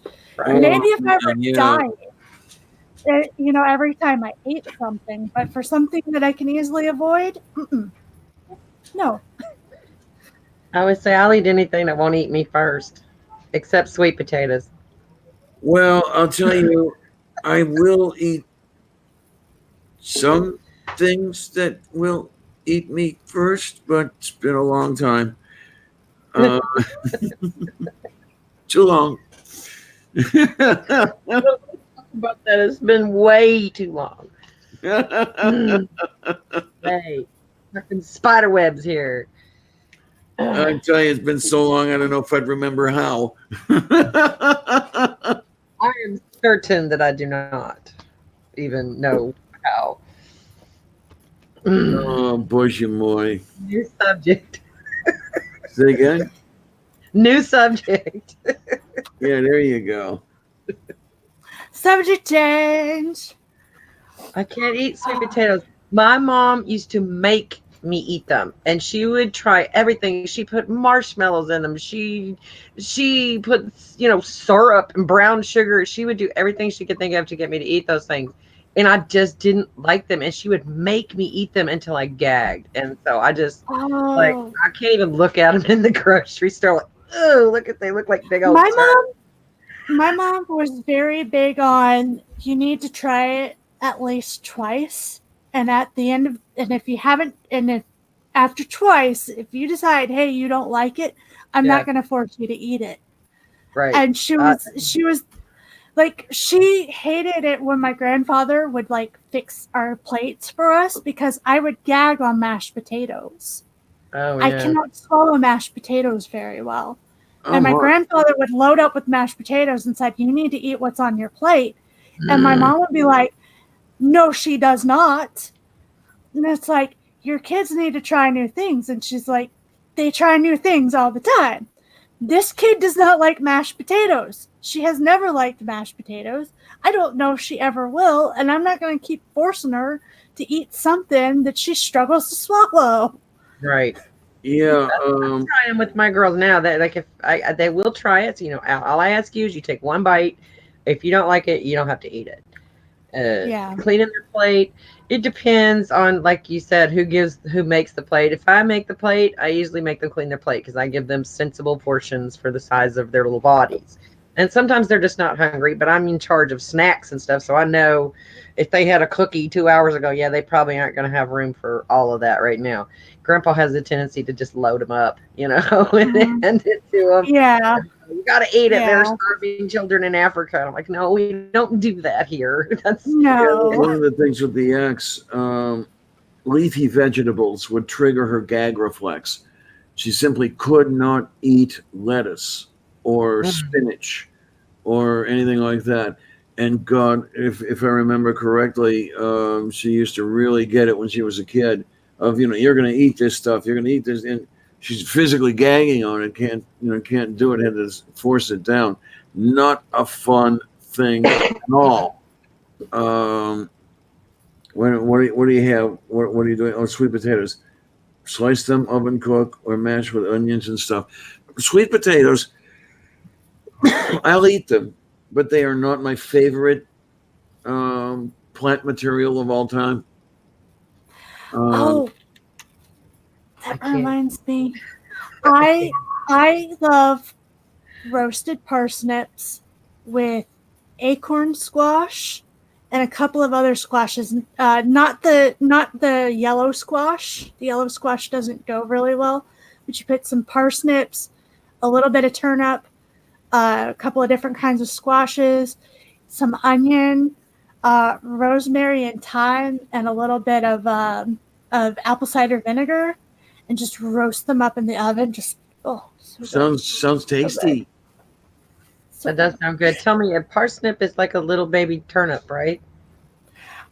It's more closely related to a carrot, if I remember correctly, isn't it? Yeah, it's closer to a carrot and it's sweeter. Okay.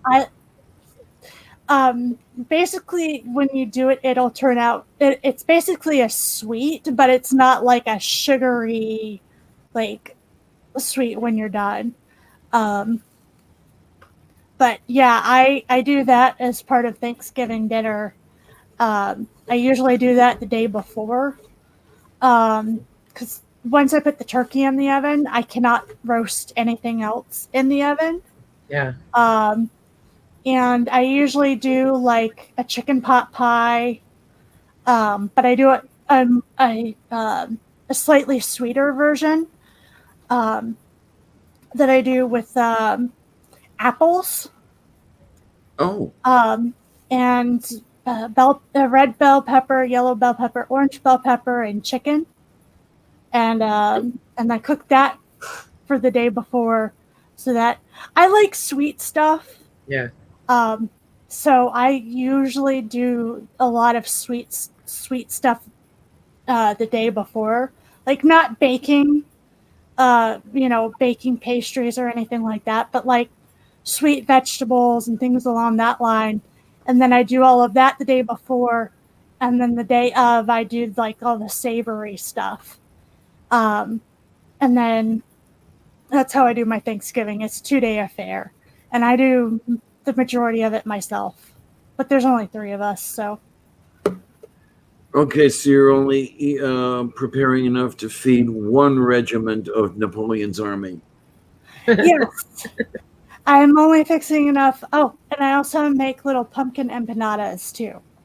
I do little cookie cutter things, and use and bake those as well. And they're basically pumpkin and chili and coriander and cumin and all kinds of different spices. Put those in.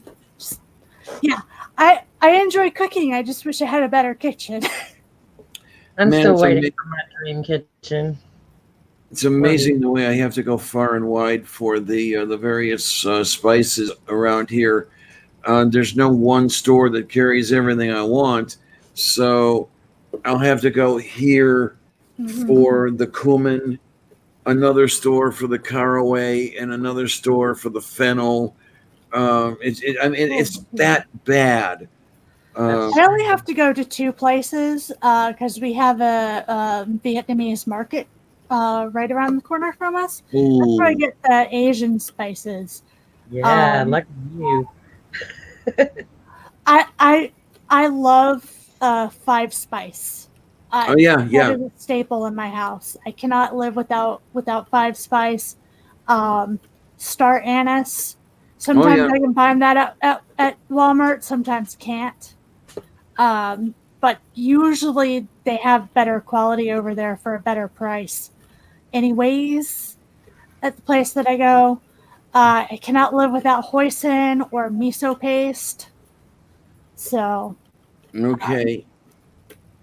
And I just haven't had any call for that lately because I just We haven't made anything from that neighborhood. Yeah. Miso paste, what I like about miso paste is you buy a bucket of it Yeah. and it technically never goes bad. You start losing kind of the flavor after a little while, but it never goes bad. And I generally use it up before it starts losing its flavor. Because even though you need like a thickener, right?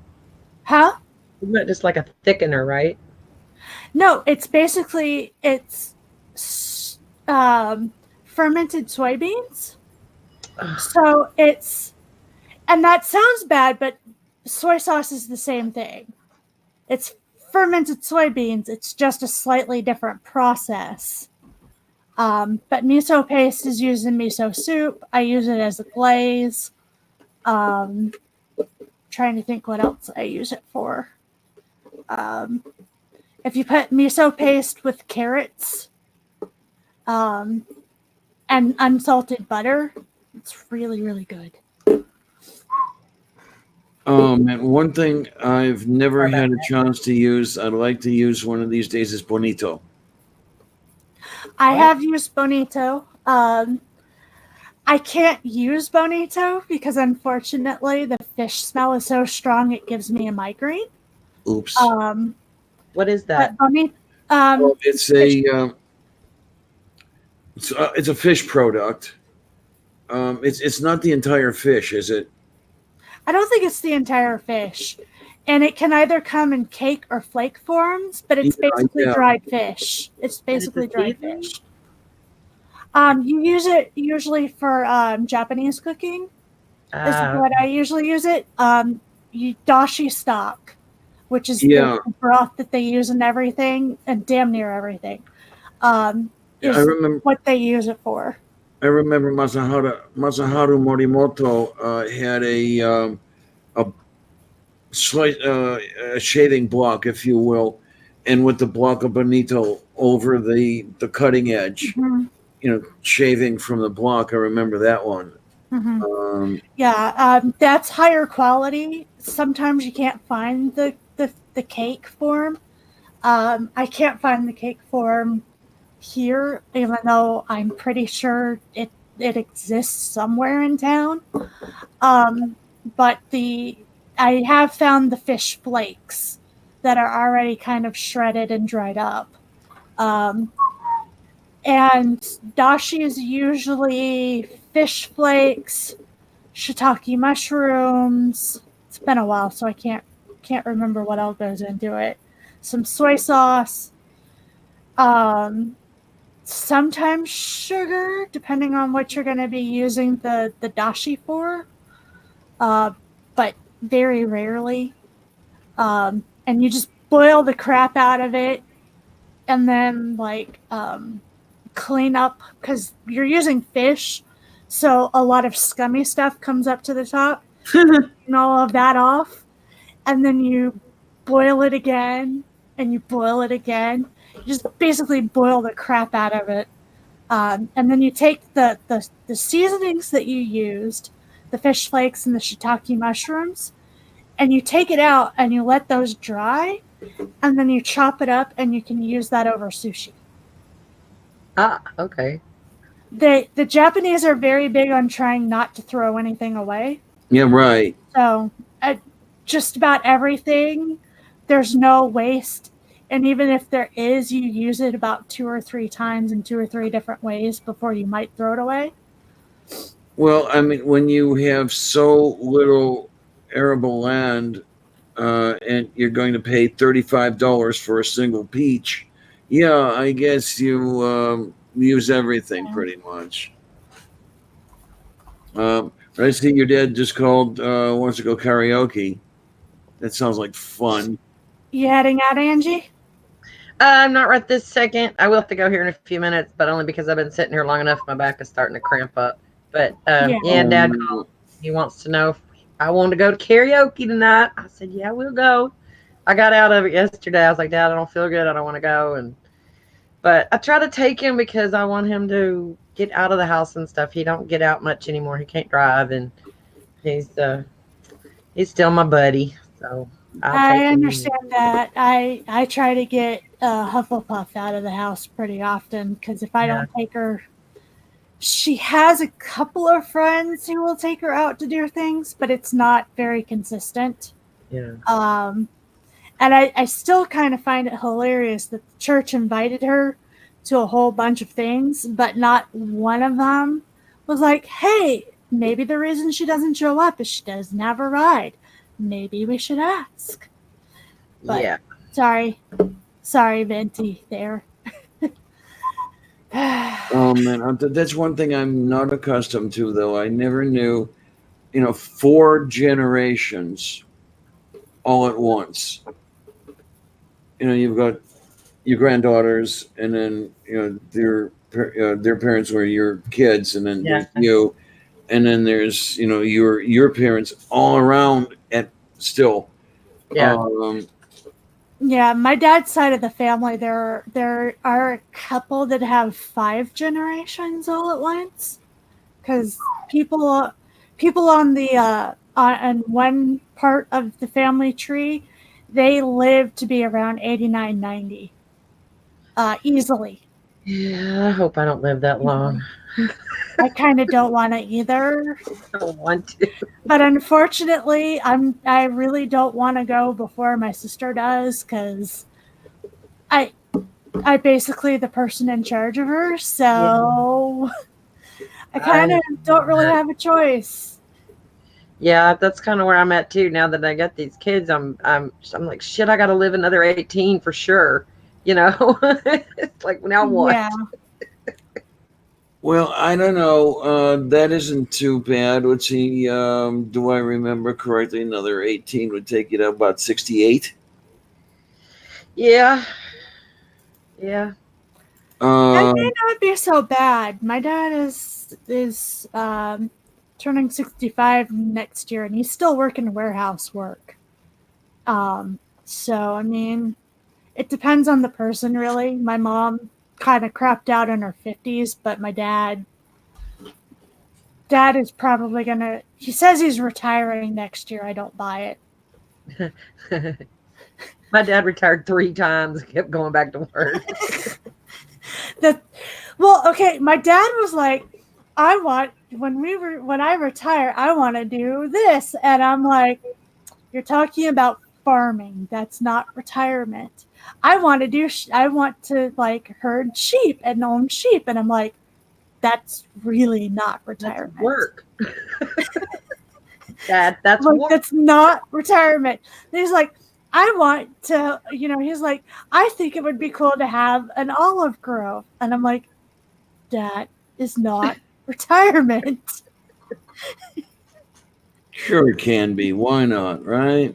if you're wealthy, yeah, because then you can pay other people to do all that stuff for you, but try to do it yourself. No, he does not want to pay other people to do it for him. He wants to actually get in and do it. And I'm like, look, I don't care what you choose to do.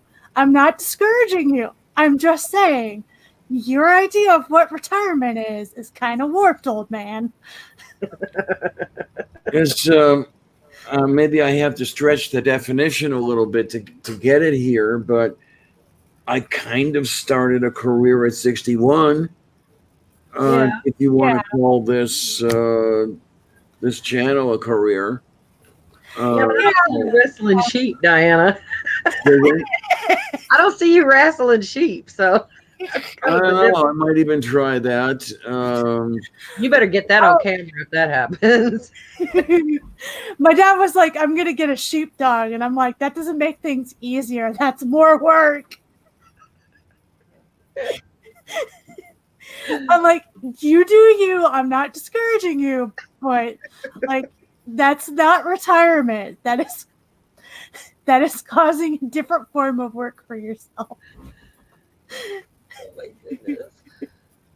Well, guys, I think I am going to have to take off for a little while. I got to get up and move around, and the kids are walking past and like looking at me. They're being good. They're not saying anything. They're looking at me like you've had enough alone time, Granny. We need you, so. I should probably get some sleep. I haven't had sleep since what? I I can't got even. up at 9 or 10 to start movie night at midnight, and I've been going since then. Holy cow! I fell So, asleep in the middle of movie night last night. I woke up and y'all were still talking. I was like, I just turned it off. And oh man, 'cause we finished movie night, and then Cy, Piggy, myself, Bo are talking after the show for another 2 or 3 hours. It always works that way. well, you were up all night the night before talking on Purple's channel too. So Oh, I for the love of St. Gulick, because we did about 5 hours on Purple's channel. was And something else. then Lena and I were talking for another 5 hours after that was over. Wow. Uh, Oh wow.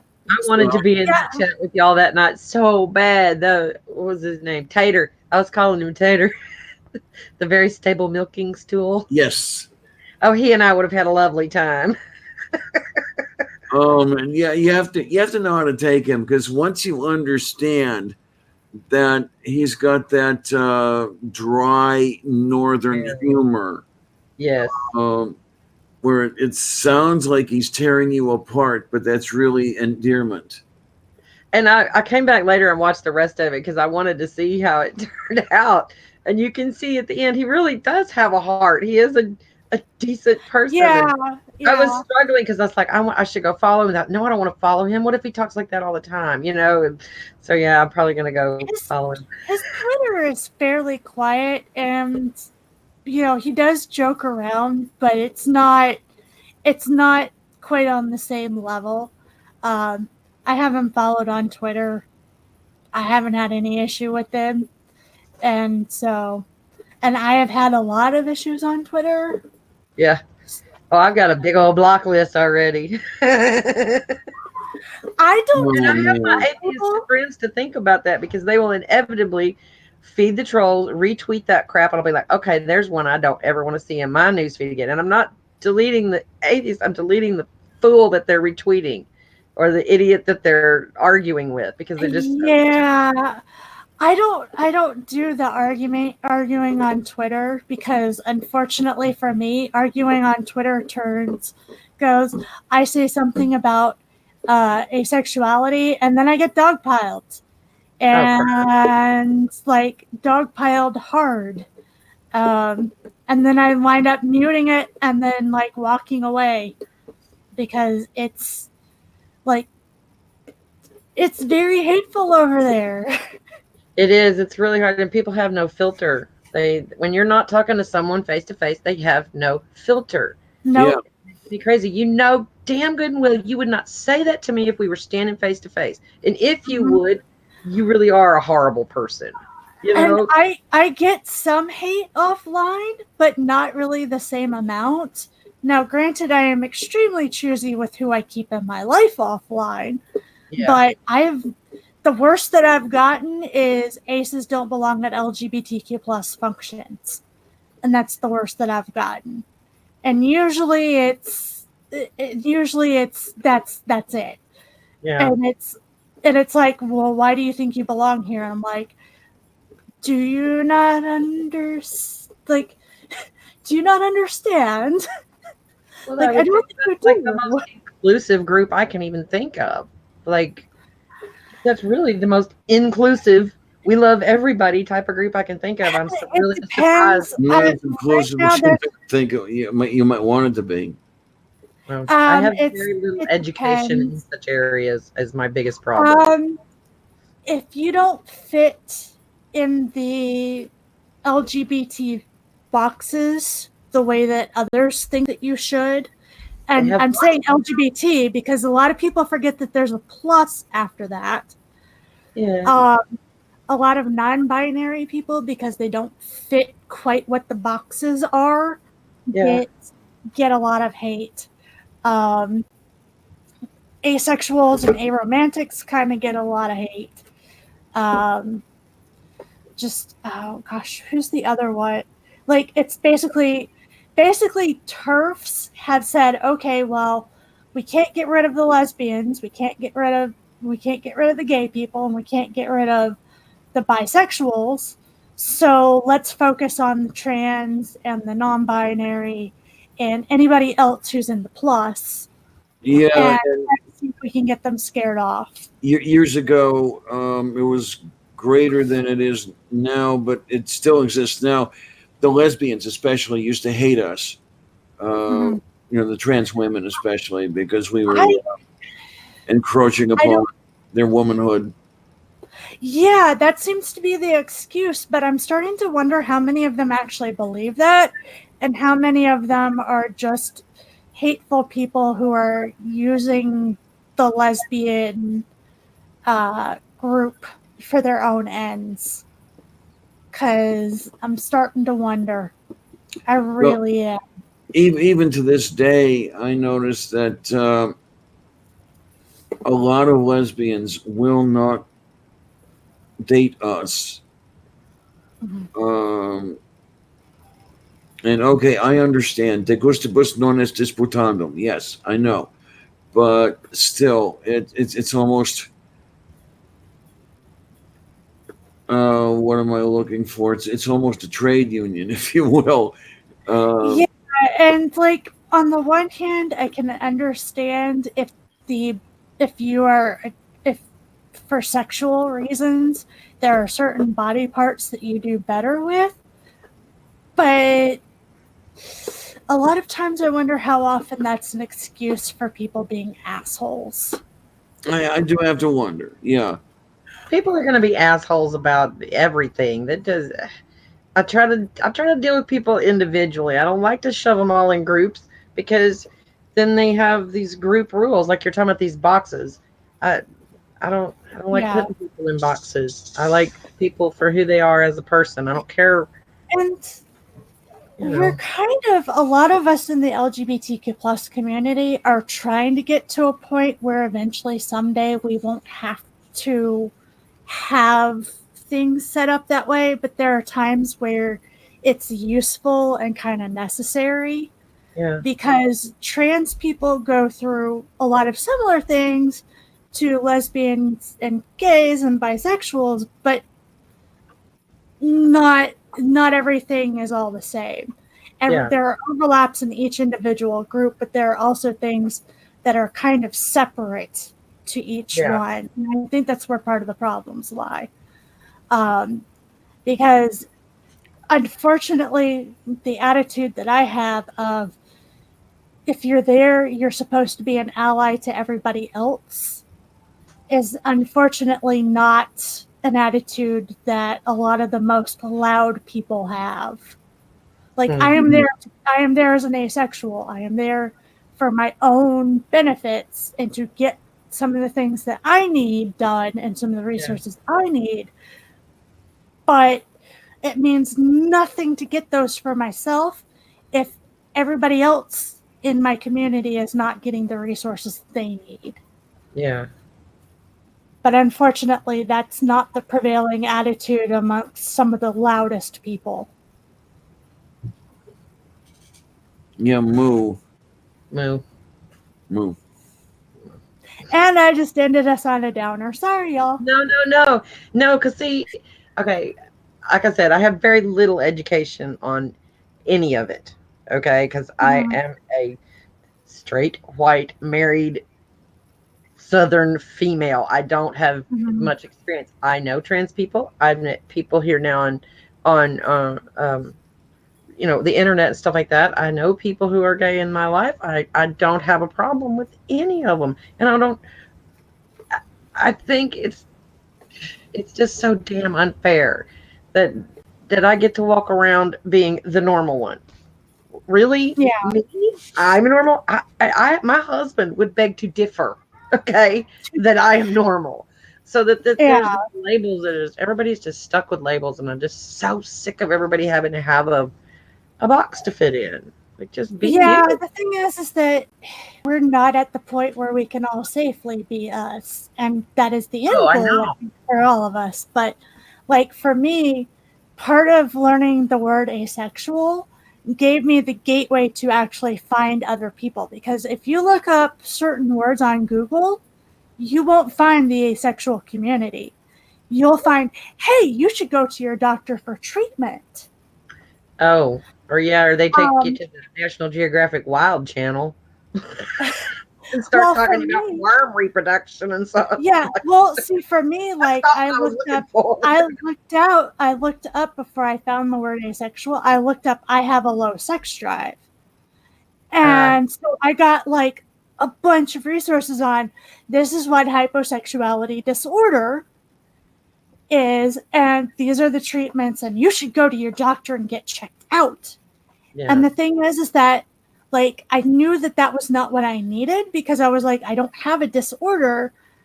I just need to find other people like me so that I had one and lost it.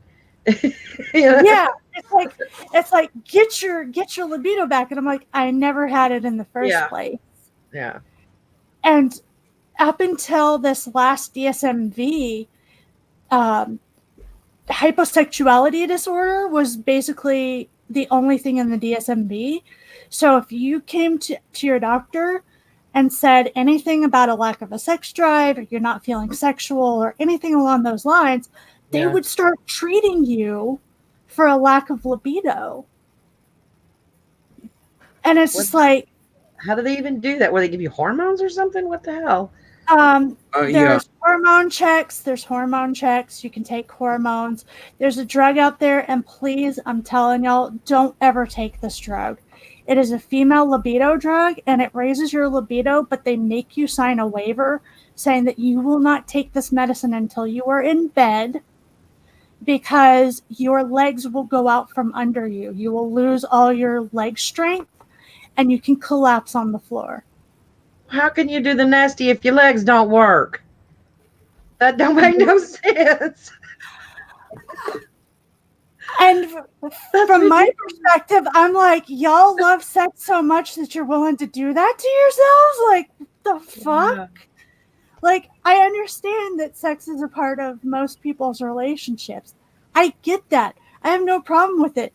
But it's like, you tell me this information, I'm like, you expect me to think that this is healthy? Like, no. What? I'm like, what is no? Like, we are still animals. The asexual in me is like, what the hell is wrong with you that you had to come up with this? Like, this is your solution? Like, that's how you know we are still animals, because the majority of the human population, that is if not the number one, the number two thing on their mind at any given time. Yeah, and like I said, I understand that I understand that I'm the one kind of on the outskirts and not really part of that group. But just looking at some of this information, I'm like, why the hell? It's not that important to torture yourself. Like, it's not that important to torture yourself. Like, if you're having fun and you're getting something out of it, cool. But if you're torturing yourself or doing unhealthy things, like, right. And see, I just don't think that would be that odd, because I mean, I don't know. I would think there's lots of people who could care less about sex. I guess I'm wrong. It's hard to find in the South. Because we are a Randy bunch down here. Well, and also it's ingrained in Christian doctrine that you multiply and replenish the earth. Oh yeah, there's that. So if you're not doing like your divinely appointed job of being a mom and subservient to your husband, yes, total barf.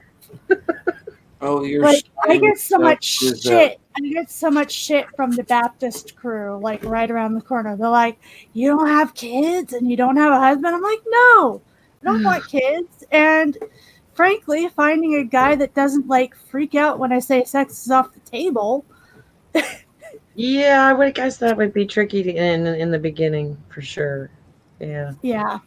But that's one of the reasons I'm really tickled about getting together with all your folks, because I am learning so much, and I love to learn stuff, especially stuff that helps me get along with people better.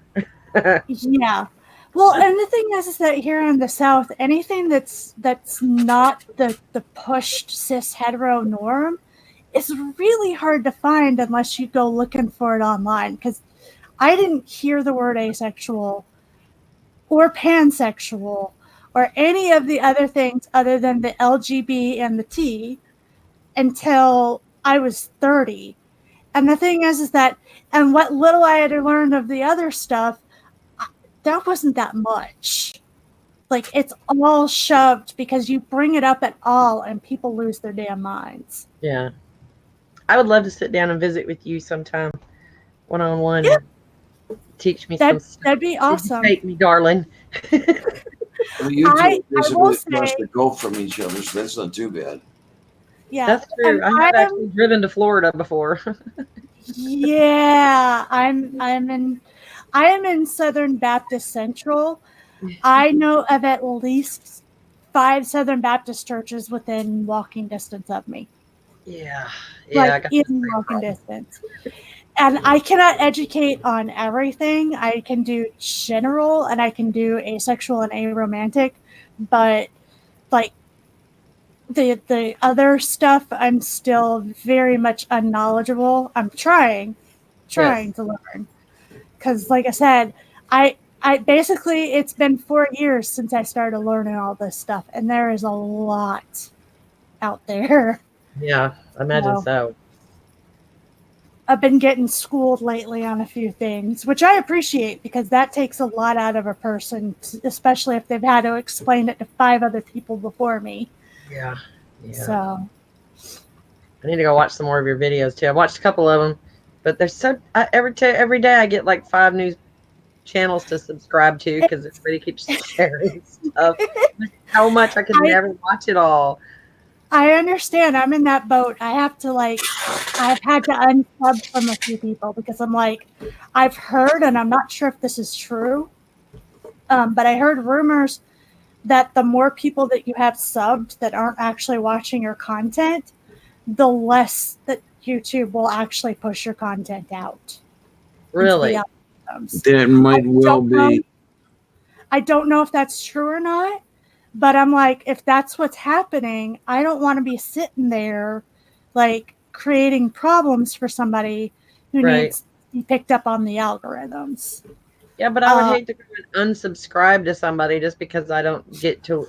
I mean, because there's lots of stuff that I've found and subscribed to that's like, yeah, I probably will not watch this very much. So yeah, it's probably better to unsubscribe from that, or I don't know. I just know that if I'm never really gonna watch the stuff, I've kind of gotten to a point where it's like I like you as a person, but you know, your content's just not for me. Not for me. And I think all of us kind of understand that because the more you start getting involved with other content creators, the more it's like, there's no way I can watch all of this. There's just I mean, much. I just counted. I am subscribed to 522 channels. Holy shit!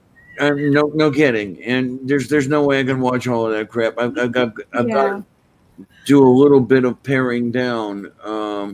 I did a little paring down a couple of weeks ago. Might have to do a little bit more. I mean, it was close to 550. And I'm not saying go out there and unsubscribe to everybody. Yeah. I'm just saying that that's personally what I'm doing because I don't want to be keeping content creators, especially ones that I like, from picking up on the algorithms. Now, if I'm watching their stuff and I'm watching it, pretty regularly, I will make sure that I keep subscribed to them because I am watching and engaging with their content. But it seems like the pattern for a lot of social media sites is if you're not engaging in the way that they like for you to engage, your stuff gets thrown under the bus. Yeah. Facebook is coming out with, and again, these are rumors, that Facebook is coming out with a new rule that liking somebody's post is not considered engagement. You have to hit like the heart button or something like that. And if you hit the sad or the angry button, they'll assume that you're sad or angry at the poster, not at the stuff that they're showing. And we'll hide that. And again, that's a rumor, but it seems to be the way that Facebook has been heading. That's one of the other reasons I got the hell off of Facebook, because I was stuck in this bubble. I would see only the same posts, only the same people, and I had a bunch of friends and a bunch of followers and a bunch of pages, and I kept seeing the same stuff over and over and over. Don't want this, so I just quit. Yeah, and I'm on Facebook unwillingly because that's my options are Tumblr or Facebook for connecting with the asexual community online. Yeah. And I feel like Facebook fits closer with what I want, so I'm just dealing with it. But the moment that there's a better platform, you can bet I'm jumping ship. Yeah, I'm still there. I just don't. I cleaned out my friends list and got rid of everybody so that I didn't have to listen to everybody else's BS, and I can just look at the pages I want to look at. But yeah, I play. Yeah, and the thing is that Facebook, and fortunately they rescinded the rules, but I think they're going to come back. Facebook put in a while when I don't remember what it's called, but there were some laws that they came out with that were supposed to help with human trafficking and sex trafficking. Yeah. Which didn't. It made it worse. And they were told by people that it would make it worse. But Facebook was like, you can't even state what your preference is because that's language that's language that people use to hook up. And I'm like, but if I'm in a dating group on Facebook, I'm going to say what my preference is because that's kind of necessary information.